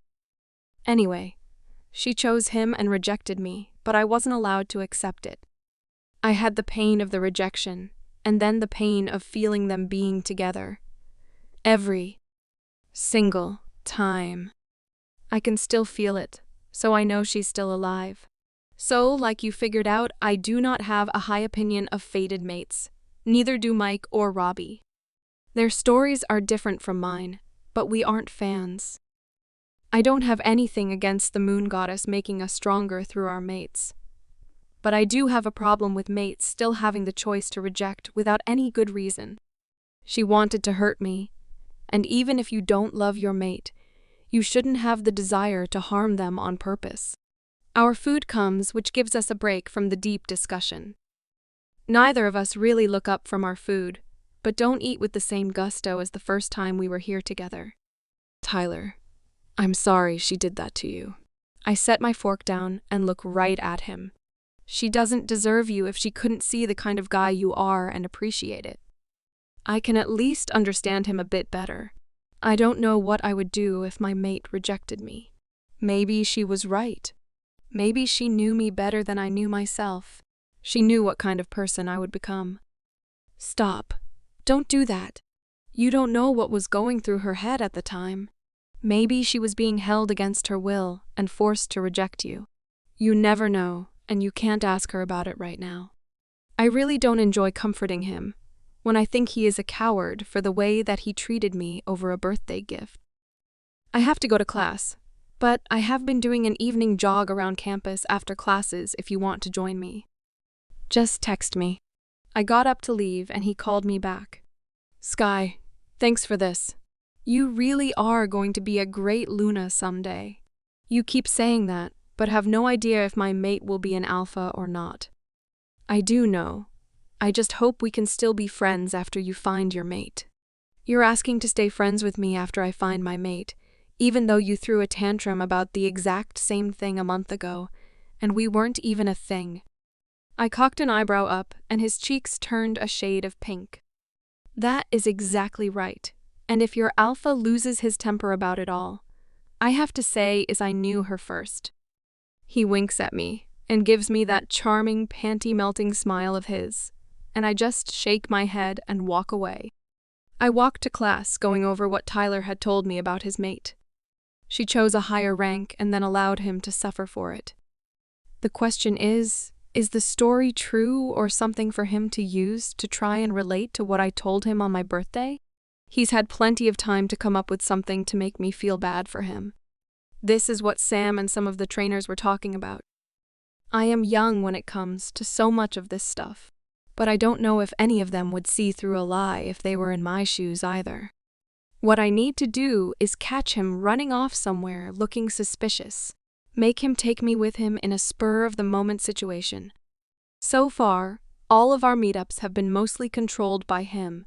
Even our first encounter at the gym could have been orchestrated by him to get closer to me. The rest of the day is kind of a blur.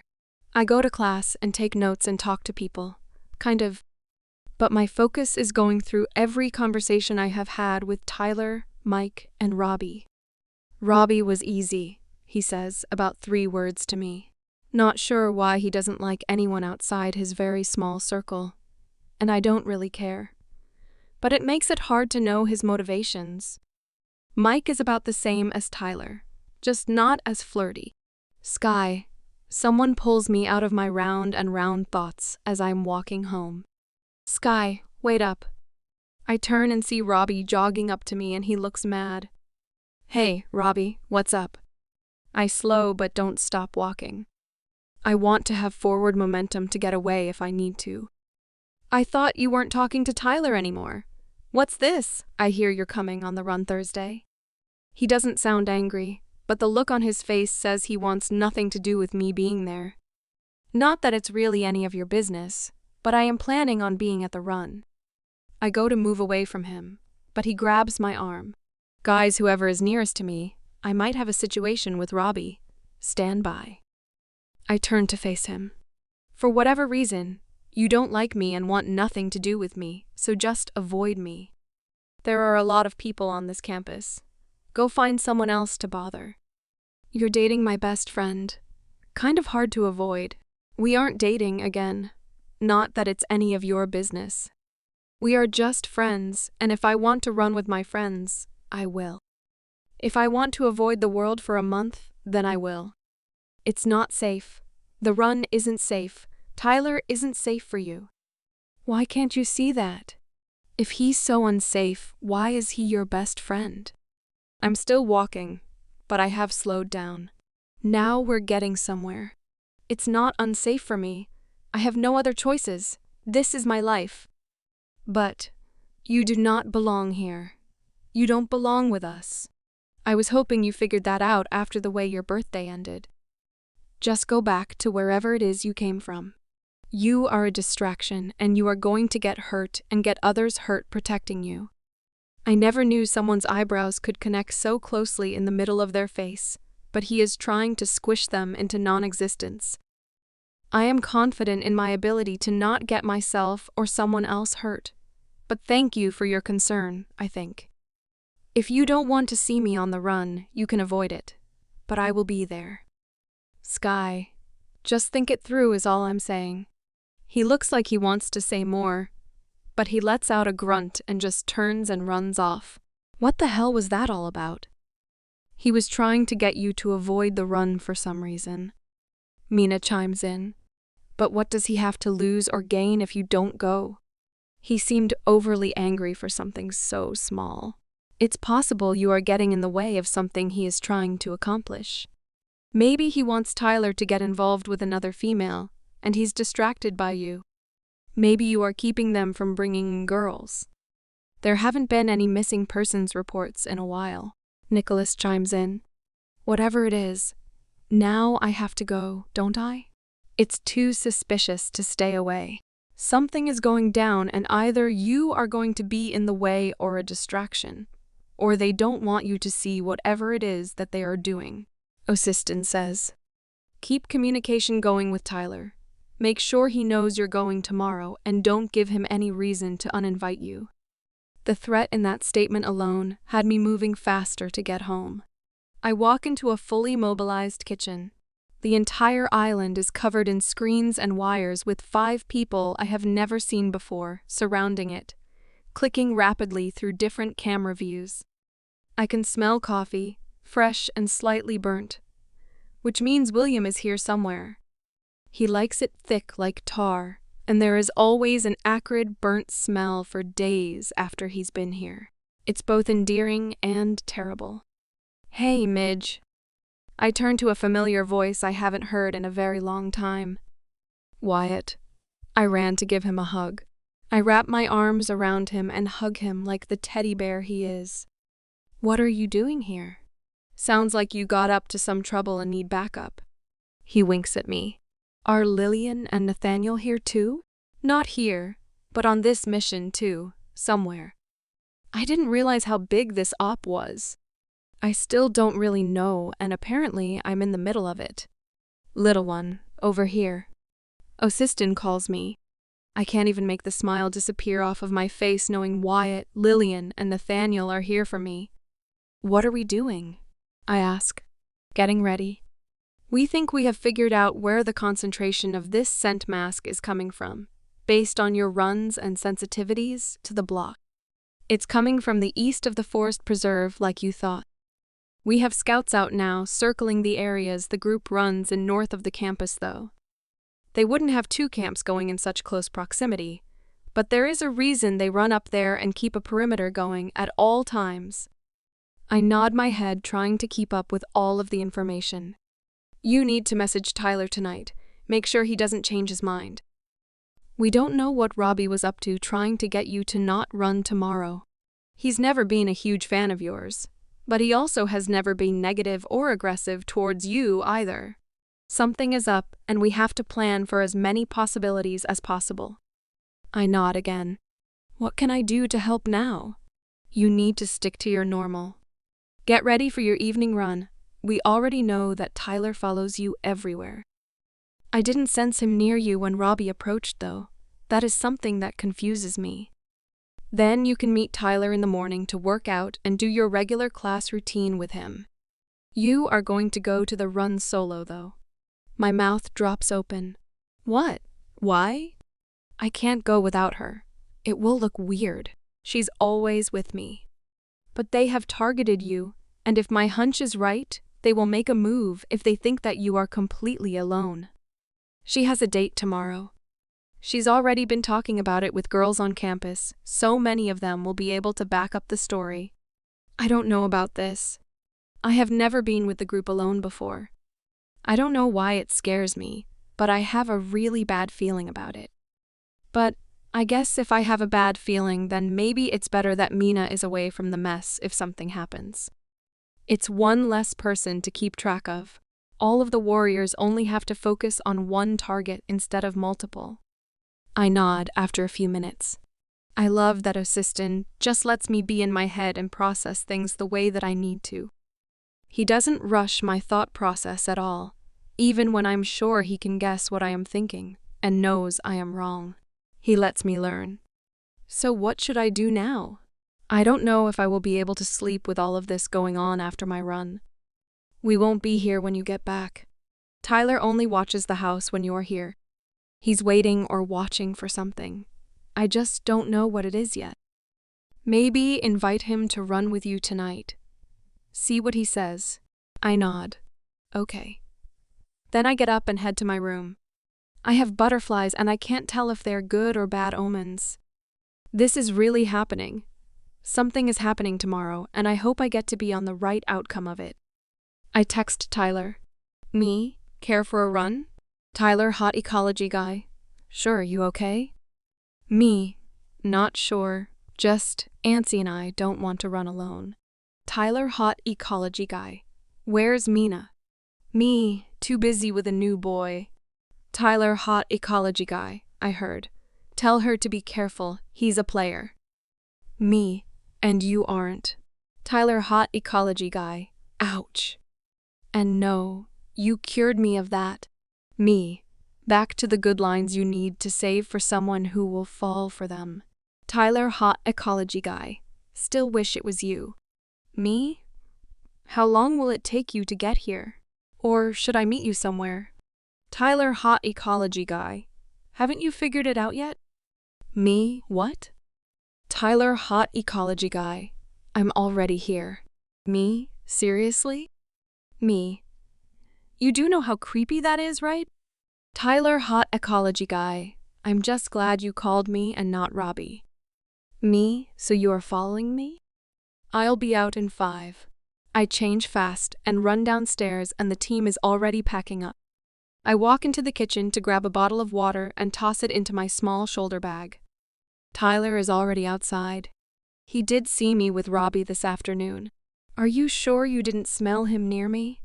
I ask Osiston as quietly as possible, assuming Tyler is listening in on my conversations inside the house, and I might have to come up with an excuse for why a ton of people are here when Nicholas is supposed to be gone.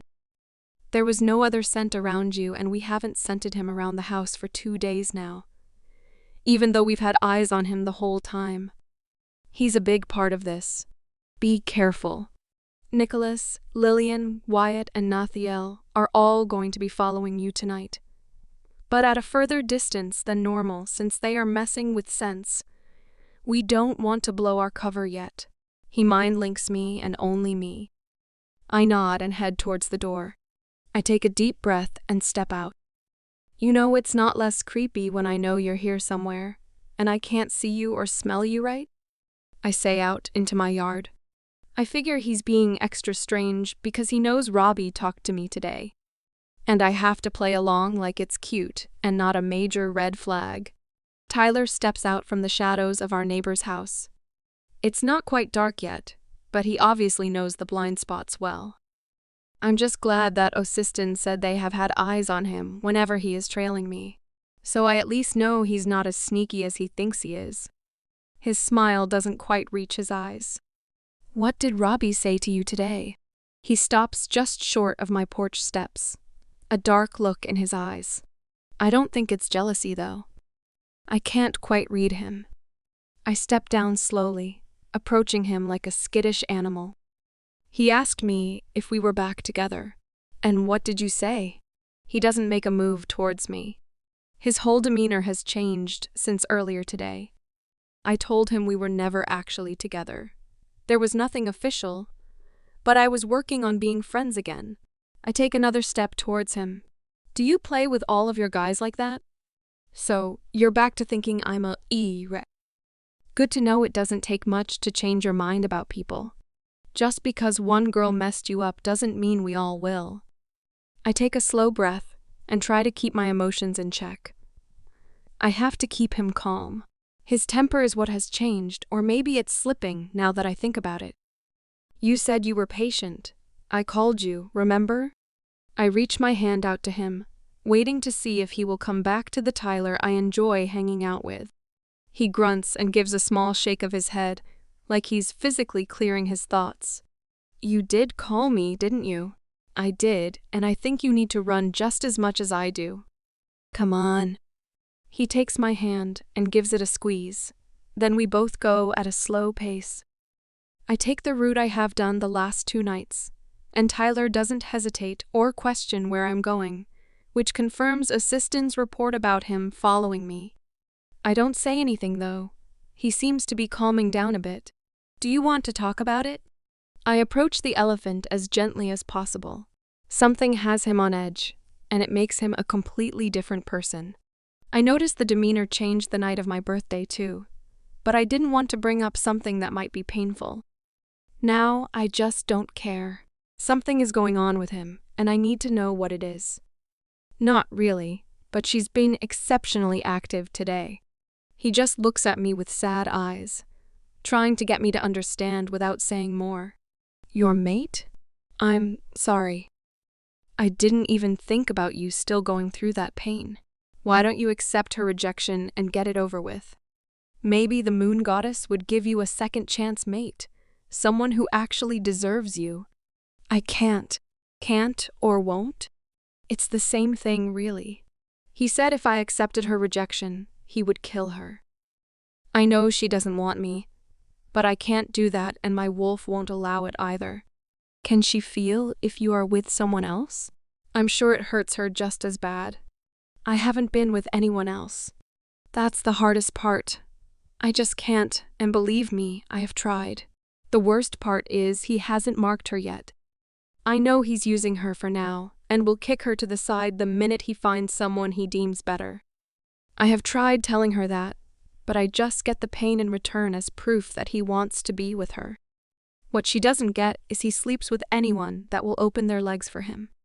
She doesn't know because she isn't his mate, and she doesn't carry his mark so she can't feel it. But I've seen it, witnessed it firsthand. He seems to like an audience, and when you can hurt someone in more than one way, why not, right? I'm sorry. I wish I could help you somehow. We stopped running about an hour in and are just walking around campus now. But you can't. You are destined for more than me. I roll my eyes at him. You keep saying that, but you don't have any real proof of that, do you? You are smart enough to be here at, 16 now. You put up with me and all of these other guys like we are nothing more than regular guys. You are just regular guys to me. Guys I get, girls are harder for me to understand. I like being outside. I like training and running. All the girl stuff is foreign to me. I've just been lucky enough to have some female friends who get me and decided to be friends with me anyway. I should get you home. Don't want to keep you out all night. Your uncle will probably kill me. My uncle is not the person you should worry about. Or did you forget when I tried to punch you so hard your head would fall off? That is something I will never forget. And yes, you scare me a bit too. Good. So, since Mina has her date tomorrow and you seem to spend a lot of time hanging out in my yard, do you want to pick me up for the run tomorrow? Or will Mike be mad about that? I know you guys usually go together. No, he won't be mad at all, unfortunately. He mumbles the last word under his breath, but I didn't miss it. We usually go early since we set everything up, so we actually get 2 runs in. Would that be a problem? No, just text me when I should be ready, I say as we get to my front porch again. Thank you for going with me. I just had the feeling I needed to have someone with me tonight. I step in to give him a hug, and for the first time he hesitates. But he wraps his arms around me and places a soft kiss to the top of my head. I told you anything for you. I'm still glad it was me and not Robbie. I giggle into his chest and squeeze him one more time before pulling away. I'm still going to hold you to that. I point at him and trot up the porch steps and walk inside to a completely empty and put back together house.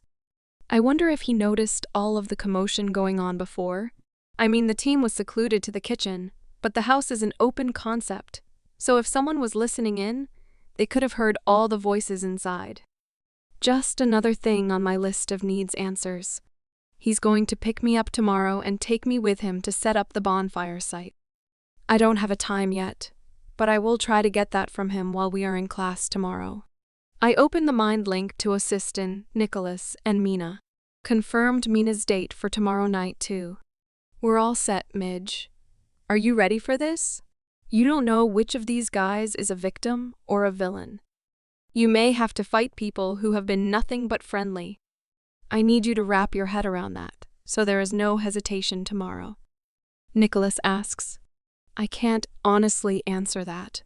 Is anyone ready for betrayal, even if you see it coming? That is why you are here, little one. We will help in any way we can to protect everyone. Innocents should not get hurt, but we can't promise that it won't happen. You need to call for help at the first hint of trouble. Your cover will no longer matter after the run starts tomorrow night. We are taking this group out and getting answers. Assistin's calm, deep voice is stern and yet always soothing. His wise words are never harsh, but always direct and honest. Thank you. This has been an experience. I appreciate everything that you both have taught me so far. Don't act like we are saying goodbye, Midge. We have no idea what we will find tomorrow. We could bring down a whole operation, hopefully. Or we could just be scratching the surface and take in a bunch of brainwashed minions who have no real connection to their leader. No thanks or goodbyes yet. I smile as I make it up to my room with my bottle of water. I change into my pajamas and grab a blanket and pillow and walk to Mina's room and knock. Yeah. The muffled question comes out like a whisper. Can I stay with you tonight? It doesn't feel right to be separate right before something this big. Of course. She sits up straight, then pops out of bed to run over to me and wrap me in a hug. I returned it. I have missed her. Her and Sierra have been my rocks the last year, helping me navigate the wide world around me after being in my own personal hell bubble. I needed the time I spent away from her, but now I know I need her. I need the people I trust most around me for this. It is calming and grounding to have something like this connection with them. It reminds me what is real. I know Assistant and Nicholas asked, but are you really ready for tomorrow? You're going to be by yourself with these guys, and we don't know what their plan for you is. I know that you have Tyler permanently in the friend zone now, but something is still going on. You want to talk about it? Yes and no. I laugh a little as we both sit on her bed. It would help to know where your head is at before we go into this. I know you haven't told Assistant and Nicholas everything you and Tyler talk about. The part that is the most confusing is Tyler keeps saying I will be a great Luna, like he already knows my mate is an alpha. But when he says it, he looks like he's in pain. He also basically confirmed that he and his friends are up to something in the woods. He just didn't say what that was. He also keeps saying this wasn't supposed to be that hard, which doesn't make any sense to me. Like he's fighting against something. He also told me about his mate. I launch into the story and we stay up way too long talking, but it feels good to be able to confide in her again. She doesn't have any different thoughts on Tyler's behavior than I have, but she agrees that he's keeping me close for a reason. And something about Robbie approaching me yesterday set him off a bit too. She even asked if I wanted her to join us for training in the morning, which sounded like a perfect idea. But at the same time, he's been opening up more and more the longer I spend alone time with him. In the end, we decide that she should be up when I leave, so he can see she's watching me too. But that I should go alone to see if there is anything else I can get out of him, before ST hits the fan tomorrow night. I didn't sleep well in the few hours that I did try. I am restless, and if I am being honest with myself, I am eager. We have been at this for months now, almost a year, and we finally have information to move on and take action. I would be lying if I said I wasn't excited that we were finally going to move tomorrow. I could feel it in the house last night as the team was making plans and gearing up. Many of them have been at this for years. They want to wrap this up, find this rogue king, and either kill him or take a step towards killing him. He's enslaving people, kidnapping women, forcefully taking over packs, and all for the small gain of becoming the king of our territory. There are so many alpha kings because the world is too big to have just one. There are wolves everywhere, and by nature need a strong leader and to be part of a pack. We naturally gravitate towards a hierarchy, and as long as everyone does their part, we live well. But there is always someone who sees being a leader as being in power or having ultimate power. Those are the people that are never chosen to be a leader because they miss the point completely. Leaders are subject to making hard decisions that benefit the many, not just what they want personally. It's not about having slaves or people to order around. It's about keeping everyone safe and happy and healthy, putting the whole pack and our race above your own needs. Not all people who want to be leaders should lead because they don't understand this. If Alpha Reggie is right, and this rogue king is a descendant of the royal line who has been taught to be bitter about the birth order, and whatever privileges he thinks he's missing out on, he is going to be hard to defeat. His bloodline alone will make it difficult to fight him if we meet up with him. but also a lifetime of hatred and vengeance can make people do crazy things. That's something that warrior training really focused on. Many of the people we will fight believe with every fiber of their being that they are right, and that what they are fighting for is right, and the rest of the world at large is out to get them.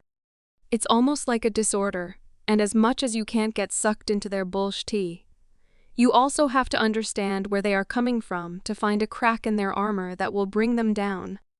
Mina and I got up slowly. She doesn't seem to have slept any better than me. I still hate your schedule. Do any of your friends enjoy this part? Nope. I laugh at her, getting ready like I do every morning. She's just following me around looking like a zombie.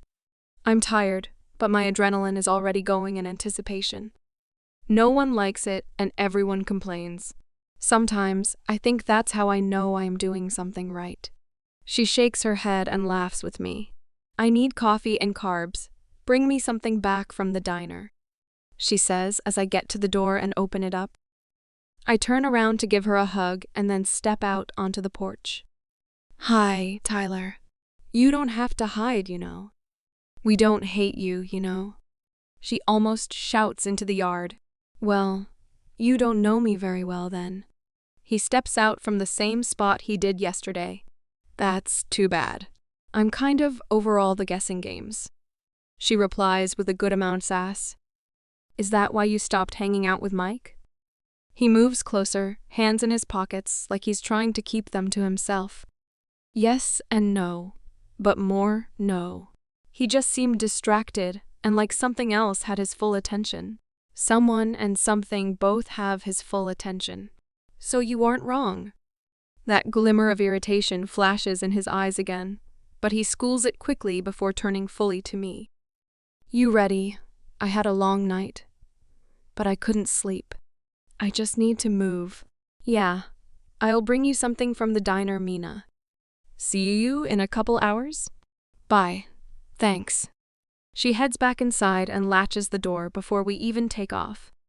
As we jog, I'm trying to figure out what to say to Tyler. I mean, the more information I can get before tonight, the better. But I also don't want him to shut down on me or shut me out, and he seems to be on the verge of that all the time right now. Do you want to talk about why you have been so different around me lately? Don't act like you haven't, I say as his eyebrows shoot up and his mouth opens with, I'm sure, a denial about to fall out of his mouth. I told you it's complicated. What about the Luna thing? No one knows who the next Luna will be until an alpha finds his or her mate. But you seem very sure that I will be one, and sooner rather than later. I don't understand.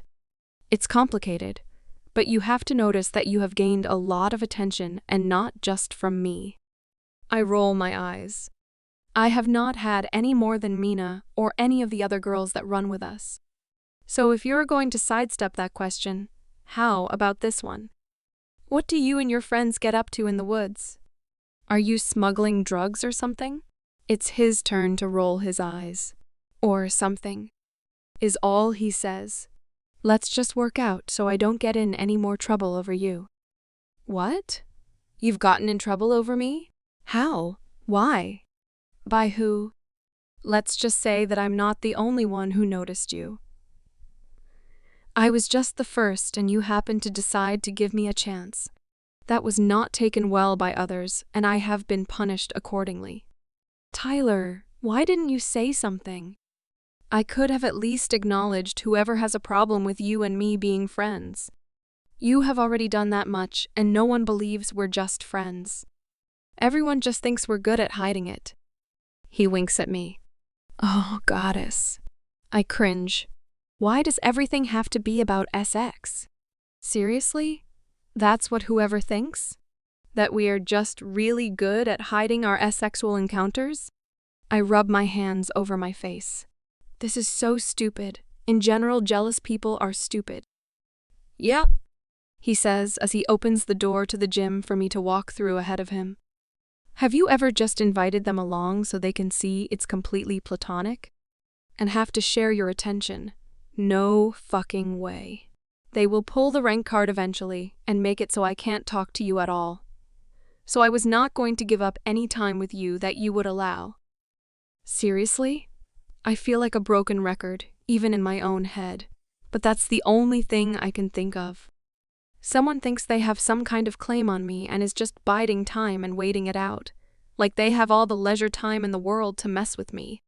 Yeah, so on that note, let's go for some heavyweights today. I think we both need it. He chuckles a bit, trying to lighten the mood, but the smile he gives is forced and doesn't quite reach his eyes.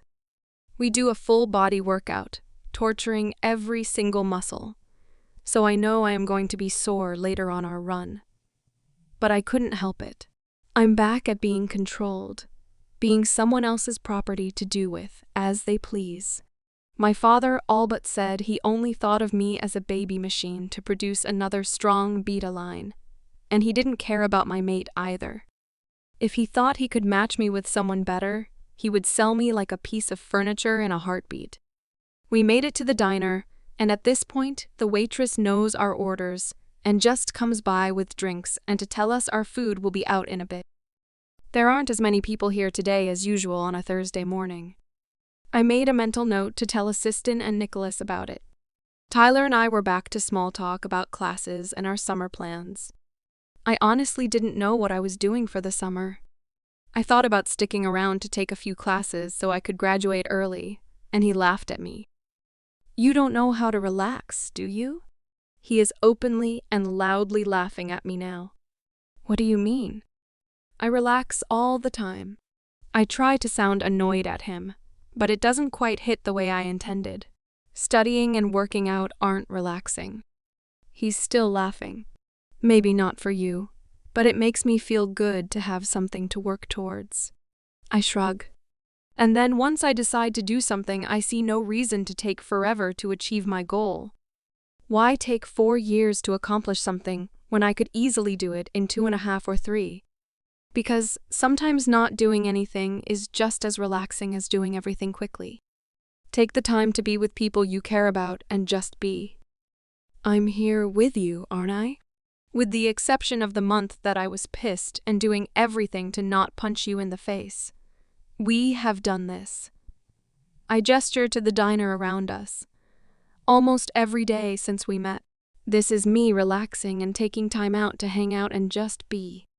Our biggest problem is that both of us don't like talking about personal stuff, so we don't.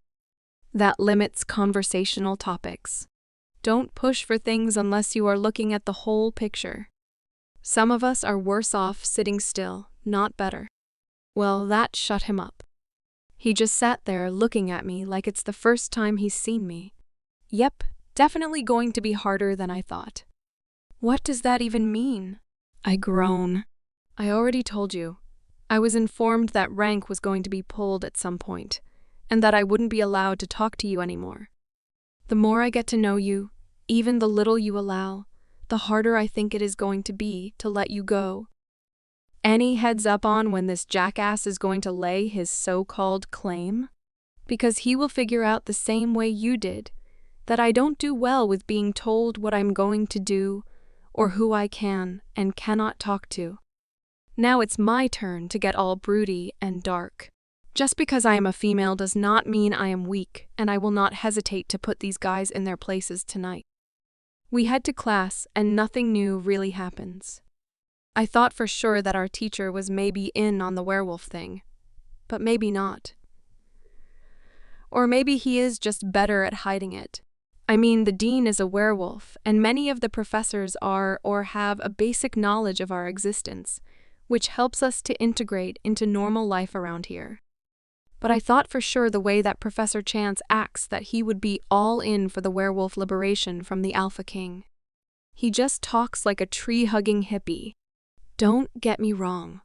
I am all for preserving the lands that we need to run and stay safe from the humans who don't know of our existence. But I am not about to jump on the bandwagon that all people who live in and love modern society need to be exiled away from us, and the more he talks, the more he sounds like the werewolf version of Hitler. It leaves me a little concerned. Tyler walks me home, and this time Mike and Robbie join us, which is also odd, out of character, and clearly not what Tyler had planned based on his current demeanor. I left them all on the porch, blaming Nicholas for not letting them in. I can still play the innocent nice girl even if no one believes that I really am. I change into some sturdy pants and layer a tank top with a long-sleeved shirt on top. I finish off my outfit with thick socks and my warrior boots that are really broken in. I don't get cold like most wolves, but I have no idea what is going to happen tonight, and I have to assume that I might not get back to the house tonight. "You look ready for a fight," Robbie says, smiling. "Not a fight, but the woods for sure. You guys have been out there. The ground is all muddy and sloppy. I'd rather trash my hiking shoes than my tennis shoes any day. You could always just go naked like the rest of us." Robbie is being unusually playful with me tonight. Low growls come from both Mike and Tyler. I wonder what that is all about. The rest of the girls strip like it's nothing. Why would me being naked be a problem? I laugh it off like the joke I think it's supposed to be. You know I don't have to, so why would I be uncomfortable if I don't have to be? I shrug it off and push past him as I walk down my porch steps. We going or not? I'm interested to see what you guys do for setup. I keep walking even though I have no idea where Mike's truck is parked. It doesn't take them more than a second to follow me and lead me in the right direction. Mike has his truck parked at one of the public lots nearby, like he planned on being here to pick me up. Mike climbs into the driver's seat, Robbie climbs into the center, and Tyler follows, just like I smelled their scents the first time we ran with them. I stand and have a sense of déjà vu. There is no back seat for me to climb into, no place for me, and clearly they didn't plan on the extra body. So am I riding in the back? I question playfully. It's the same line Sierra and I used on the guys the first time we rode with them. Of course not. Tyler yelps. Come here. You can sit on my lap. The drive isn't that far and you're pretty tiny. He winks at me. I roll my eyes and climb up, but Tyler is a little overeager and unlike Dakota, he doesn't have a good grasp on me, so I end up flying across him and I catch myself on Robbie's lap, one hand on each of his thighs and dangerously close to his junk. Robbie is laughing. All you had to do was ask Sky. No need to throw yourself at me. I am laughing too, but another growl sounds out in the cab, stopping all noise. It didn't come from Tyler, though. It came from Mike, who looks even more irritated than earlier. What the hell is up with him? I right myself and end up sitting half on Robbie and half on Tyler, although neither make any effort to touch or hold me in place. I keep my hands on the dash, since Mike seems to be on a mission to make me bounce as hard as possible and bruise my ass on their knees. We make it to the bonfire site in no time. My ass is numb and we have only been driving for 20 or so minutes. Well, that was eventful. You okay, Mike? I ask sarcastically, but I'm not about to let whatever bad mood he's in affect me. Fine. It's clipped, but he doesn't look at me. Let's just get this done so we can get back and start the run. Janice will be pissed if we make her late. This is what confuses me most. What does Janice have to do with anything? I never know who is in charge of this group, but clearly all of them have some type of control. They are just good at keeping the actual leader hidden. We unload all of the coolers from the back of the truck and set up the firewood. Robbie, for whatever reason, has decided that I am okay to talk to all of a sudden. But that also seems to piss off both Tyler and Mike. But if Tyler is right and someone has laid claim to me, maybe that's why they are mad. But that doesn't explain Robbie. Maybe he's the leader that has laid claim, so he's just gloating. But his actions don't feel like gloating, just like he's trying to be friendly. Who knows? This is the part I truly suck at. Emotions are complicated and kind of ridiculous. There's way too much to keep track of. We finish the setup and move to get into the truck to leave, but Mike has other ideas. I'm going to run back. You guys take the truck. I'll meet you at the Reese Center at 6. Then he just turns around and takes off. But not in the direction of the campus. In fact, he's running away from it. Where's he going? I ask, staring at the place where Mike just was. He's irritated. Has been for a few days. He'll get over it soon enough, Robbie says. Easy for you to say. You're not usually on the receiving end of him being pissed off. Tyler looks like he might be sick. You okay?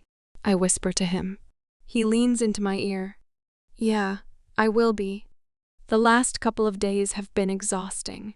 He lowers his voice to barely above a whisper. She's been extra busy. He looks me dead in the eyes and it clicks. He's in pain from his mate. My breath catches. Does she know you've been hanging out with me? Is that why? I whisper back before climbing in the truck. Yeah, but I don't know if it's her or him that wants to hurt me more. He looks sad. I wish I could stop it for him. No one deserves that kind of pain. He crawls in the driver's seat. I slide into the center and Robbie slides in next to me. Do you really have to provoke him like that? Tyler doesn't look at Robbie with the accusation. He would do the same if the situation was reversed and you know it.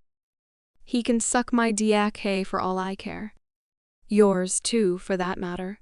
We drove in silence after that. We have a couple hours to kill before we have to be at the rest center, so we go to the coffee shop and grab something small to snack on and an extra large coffee for me and Tyler. Robbie settles with a normal person-sized coffee. You know, for people who get regular amounts of sleep, and we all avoid the situation that we left at the bonfire site. The weather has turned for the better pretty consistently the last couple of days. The rain has been crazy though, so like many students, we have taken the opportunity to walk around and enjoy the sun while it is out. Are you really going to stick around and take classes over the summer?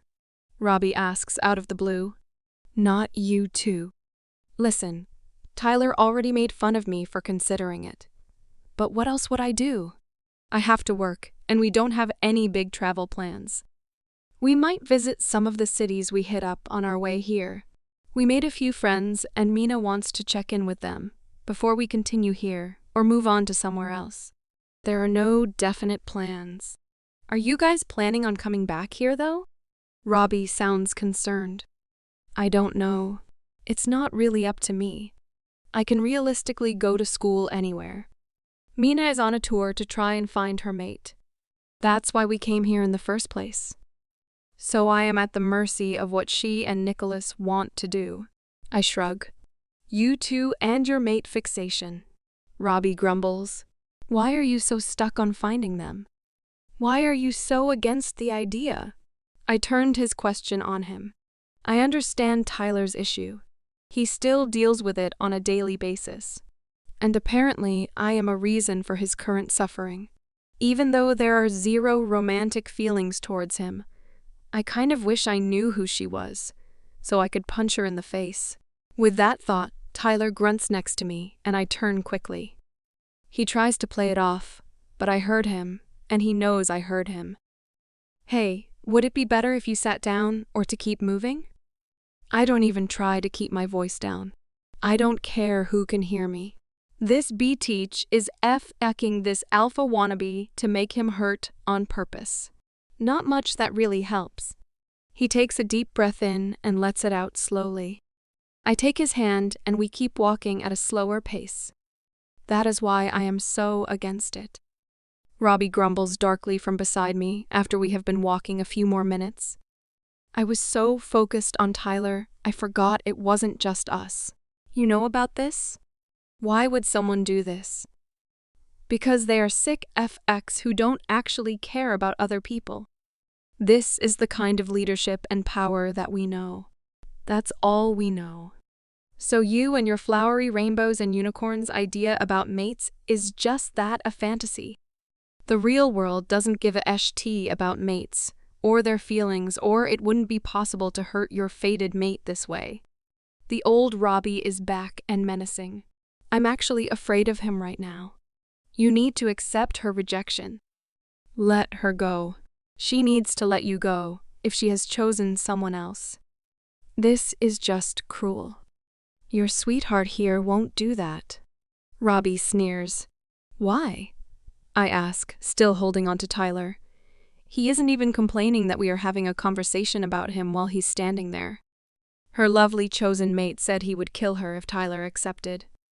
So instead of letting her suffer, he suffers over and over again. More so when one of them is in a rage mood and they need to take it out on someone.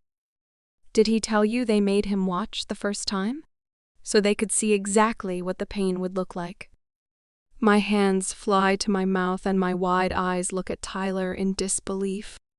Stop. Tyler gets out. He's breathing heavier now, but he is still walking forward. He clearly does this a lot. Why? You haven't made a move on Sky, and you won't now that you have orders. She should know what we put up with from our leaders if she chooses to stick around. Robbie looks back to me. Tyler has never once cheated on his mate bond, so she has never suffered. I say it's bullshit, and you should make her pay. I said enough. Let it go. I made my choices. So did you. Enough. I am at a loss for words. How could someone be that cruel? And he just lets it happen. Is this really what the mate bond is? Tyler takes another deep breath and stands up a bit straighter. I think they are done, which means we need to get to the race center. They will be on their way. We head back to the truck and start our drive to the rest center in silence. I wonder if I will be able to tell who his mate and their leader are. Whatever happens, both of these people need to be punished for what they are doing to other people. I don't know Robbie's story, but I bet it's something similar to Tyler's. The way that they talk and act like this is a normal occurrence. It can't be. Giving up and then torturing your given mate can't be the norm for them. I hope they both figure out better ways to live and get out of this shitty excuse for a pack. If this is how the Rogue King or his minions live and treat their pack members, I can't let them win. We have to stop them no matter what. This is awful, and I only know 2 people being harmed by the situation. We are the first to arrive, which sets Tyler and Robbie at ease a bit. They must get punished if they are late. Within the next 20 minutes, the rest of the runners show up. There aren't as many as normal, which strikes me as weird since this is the only time most of them get the chance to shift. I don't fail to notice Janice walking up with a couple other girls, and they all look a little irritated. Well, more than usual anyway. I wonder what's going on with them. Where is everyone? I ask Tyler in a low whisper, but I know most of them can hear me. It's a nice day, so a bunch of them are already out running and are going to meet us at the shift spot and run from there. It sounds like the lame answer it is, but I go with it. I just need to get on this run and get moving. So, I nod my head and follow Tyler and Robbie closer to the group. I do notice that Mike isn't here yet, which is strange. He's usually one of the first, but the way he was acting before, I'm not mad about his absence. It's time, Janice calls out to the small group. Let's run. She turns and starts to jog off, and we all follow. I notice we are moving much faster than our normal jog. Maybe Tyler is right and everyone's wolves just want to get out and run while the weather is nice. We make it to the shift spot in less than half the usual time. Everyone is breathing heavily, but no one looks too winded. Several people have already changed and shifted. We are in the middle of the pack, and Tyler and Robbie both wait and beat before changing, and something in their demeanor has shifted. What's wrong? I ask them both, stepping away to give them space to change. Nothing. Just Tyler starts. Don't tell me nothing. I can feel it. Something is going on. There are no extra people meeting us here, and we got here in half the time. Something is up. Every single one of you is on edge. And Mike and some of the rest of the regulars are not here. I told you you are too observant for your own good. He moves in to hug me, and then stops suddenly with a grunt, a pained look on his face. I give him a questioning look. He looks over my shoulder, then back at me, just shakes his head and steps back. We should shift and get moving. He doesn't even look at me before dropping the rest of his clothes and shifting, knowing I can't talk to him over the mind link. Robbie growls before tearing through his clothes, not even bothering to undress. Something is wrong, and no one is going to tell me what it is. Heads up, guys. Something is way off here. We are missing half the running group, and everyone here is super agitated. Something is going down, but no one is talking or explaining anything. I'll keep my link open. I've got you, little one. Osiston responds. The whole group has shifted except for me, and they all start to move quickly. I go to catch up and start with a jog so I can still see the back of the pack when something rams into me from the side. I go flying sideways and don't even get my bearings when I am hit from the side again. This time the force doesn't take me by surprise, and I am able to look up and see the dull brown wolf that hit me. It's Janice. I'd recognize her boring dirt brown color anywhere. Her wolf is smaller than mine, meaning she's a lower rank than me. Probably an Omega. I never really paid attention before because it didn't matter. Maybe that's why she's mad. She can sense my aura and doesn't like me being around any of the guys. She hasn't talked to me since the first run, but has never been outwardly mean. Something changed. I get up to move again. If it's a fight she wants, it's a fight she'll get. This is what I'm here for. Before I can even finish the thought, though, she starts to shift back. You are a gigantic pain in the ass. Did you know that? She comes at me again. Now we're talking. Fighting an angry person is something I can do without hesitation. It's been mentioned a couple of times. I dodge her clumsy attack. What did I do to you? We are both on the same page. You teach. You stole him from me and you know it. She snarls. Have you been working behind my back the whole time? She swings at me again. Another miss and I push her shoulder and knock her to the ground. What the hell are you talking about? We don't even talk to the same people. I move towards her, but she rolls away and I let her. I am so confused. He fucked right before we came here today and then told me I was done. I would never live up to you. The standard that you set. She's full on sobbing now, but determined to fight me. She comes at me again. Her rage-filled eyes let me know she's out for blood. Her hands are half shifted into her claws and she is swiping frantically at my face. I am blocking each arm, but my own are getting destroyed in the process. Who are you talking about? I grunt in between blows. The alpha you teach. I had him all to myself. He was happy with me, and then you came along with your abilities and your strength, and he decided I wasn't good enough. Then it clicks. She's Tyler's mate, the one he can't reject. She left him for an asshole who would take someone's mate, knowing who they were, and that it was hurting them, and on top of that, enjoying the pain it caused. I still don't know who you are talking about. I didn't steal anyone. I don't talk to anyone, but Tyler and you have made it clear you don't want him. I think you are the teach. No one should treat their mate like that. I huff out, trying to pin her down. We are grappling on the ground now. I still have a firm grip on her wrists, but she is flexible and keeps trying to flip me over onto my back. There are chunks of mud and forest floor flying around us. I keep blinking to keep it out of my eyes, but I can taste it on my tongue. He head whipping back and forth and her legs kicking at my back as I sit across her stomach. You don't know what you're talking about. No one denies an alpha when they choose you. He chose me, wanted me to be his mate. She spits at me. Then why did he never mark you? I honestly wasn't trying to be mean, but that makes no sense. No chosen mate would wait to be marked. She's delusional if she thinks it is going to happen now. How long was he promising to do it and didn't? Your alpha played you, not me. I huff against her as she pulls her wrists free and pushes me off of her. I hit my side, but scramble up quickly. 2 years of work. 2 years of commitment. I did everything he's ever asked me to. and all you had to do was bat your virgin eyes at him. All these assholes talk, and it got back to him exactly how innocent you are. He's going to take you and break you and then throw you away like the rest. She's still throwing lazy punches. She has no idea what she is doing.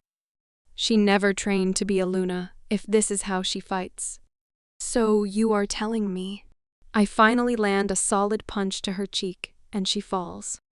That in 2 years, he has cheated on you, and you stayed committed, hoping you would change him.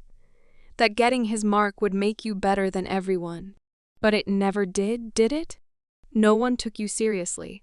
No one listened to you. Everyone saw you for the joke that he made you and your true mate bond. You make me sick. Both of you do. And I don't even know who he is. She's starting to wobble, but her fury is keeping her upright and fighting. Of course you know. You've been planning this from the moment you got here. And I am not a joke, she screams as she lunges at me. I don't even think, I just react. Her lunge is clumsy but forceful, and I reach around her, almost in slow motion, grab the nape of her neck with one hand, and use the other to propel her naked ass into the trunk of a massive tree face, first with all of my strength. She collides with a sickening crunch, and then collapses with no other sounds. I get 2 breaths in, and then I hear it, the painful wail of a heartbreaking howl. I know it came from Tyler, feeling her die. I can't breathe. I killed someone, I took a life. She would have killed me. The logical part of my brain, which is probably my wolf, tells me. But I took someone's life. That isn't my decision to make. My shallow breathing is making my vision go blurry at the edges. I need to get control, now. I close my eyes and breath deep into my lungs, then let it out slowly. Well, that was entertaining. I thought she might challenge you after our little tryst earlier, but I wasn't sure what the outcome would be. You truly are the best choice as my Luna. I'm so glad you fought so hard for me. A very familiar, silky, deep voice sounds behind me. It has never been this confident before, though. Usually joking or energetic, but this version is calculating and cruel. Chills run over my whole body. I turn slowly, and so many things click into place, and so many questions rush through my brain all at the same time.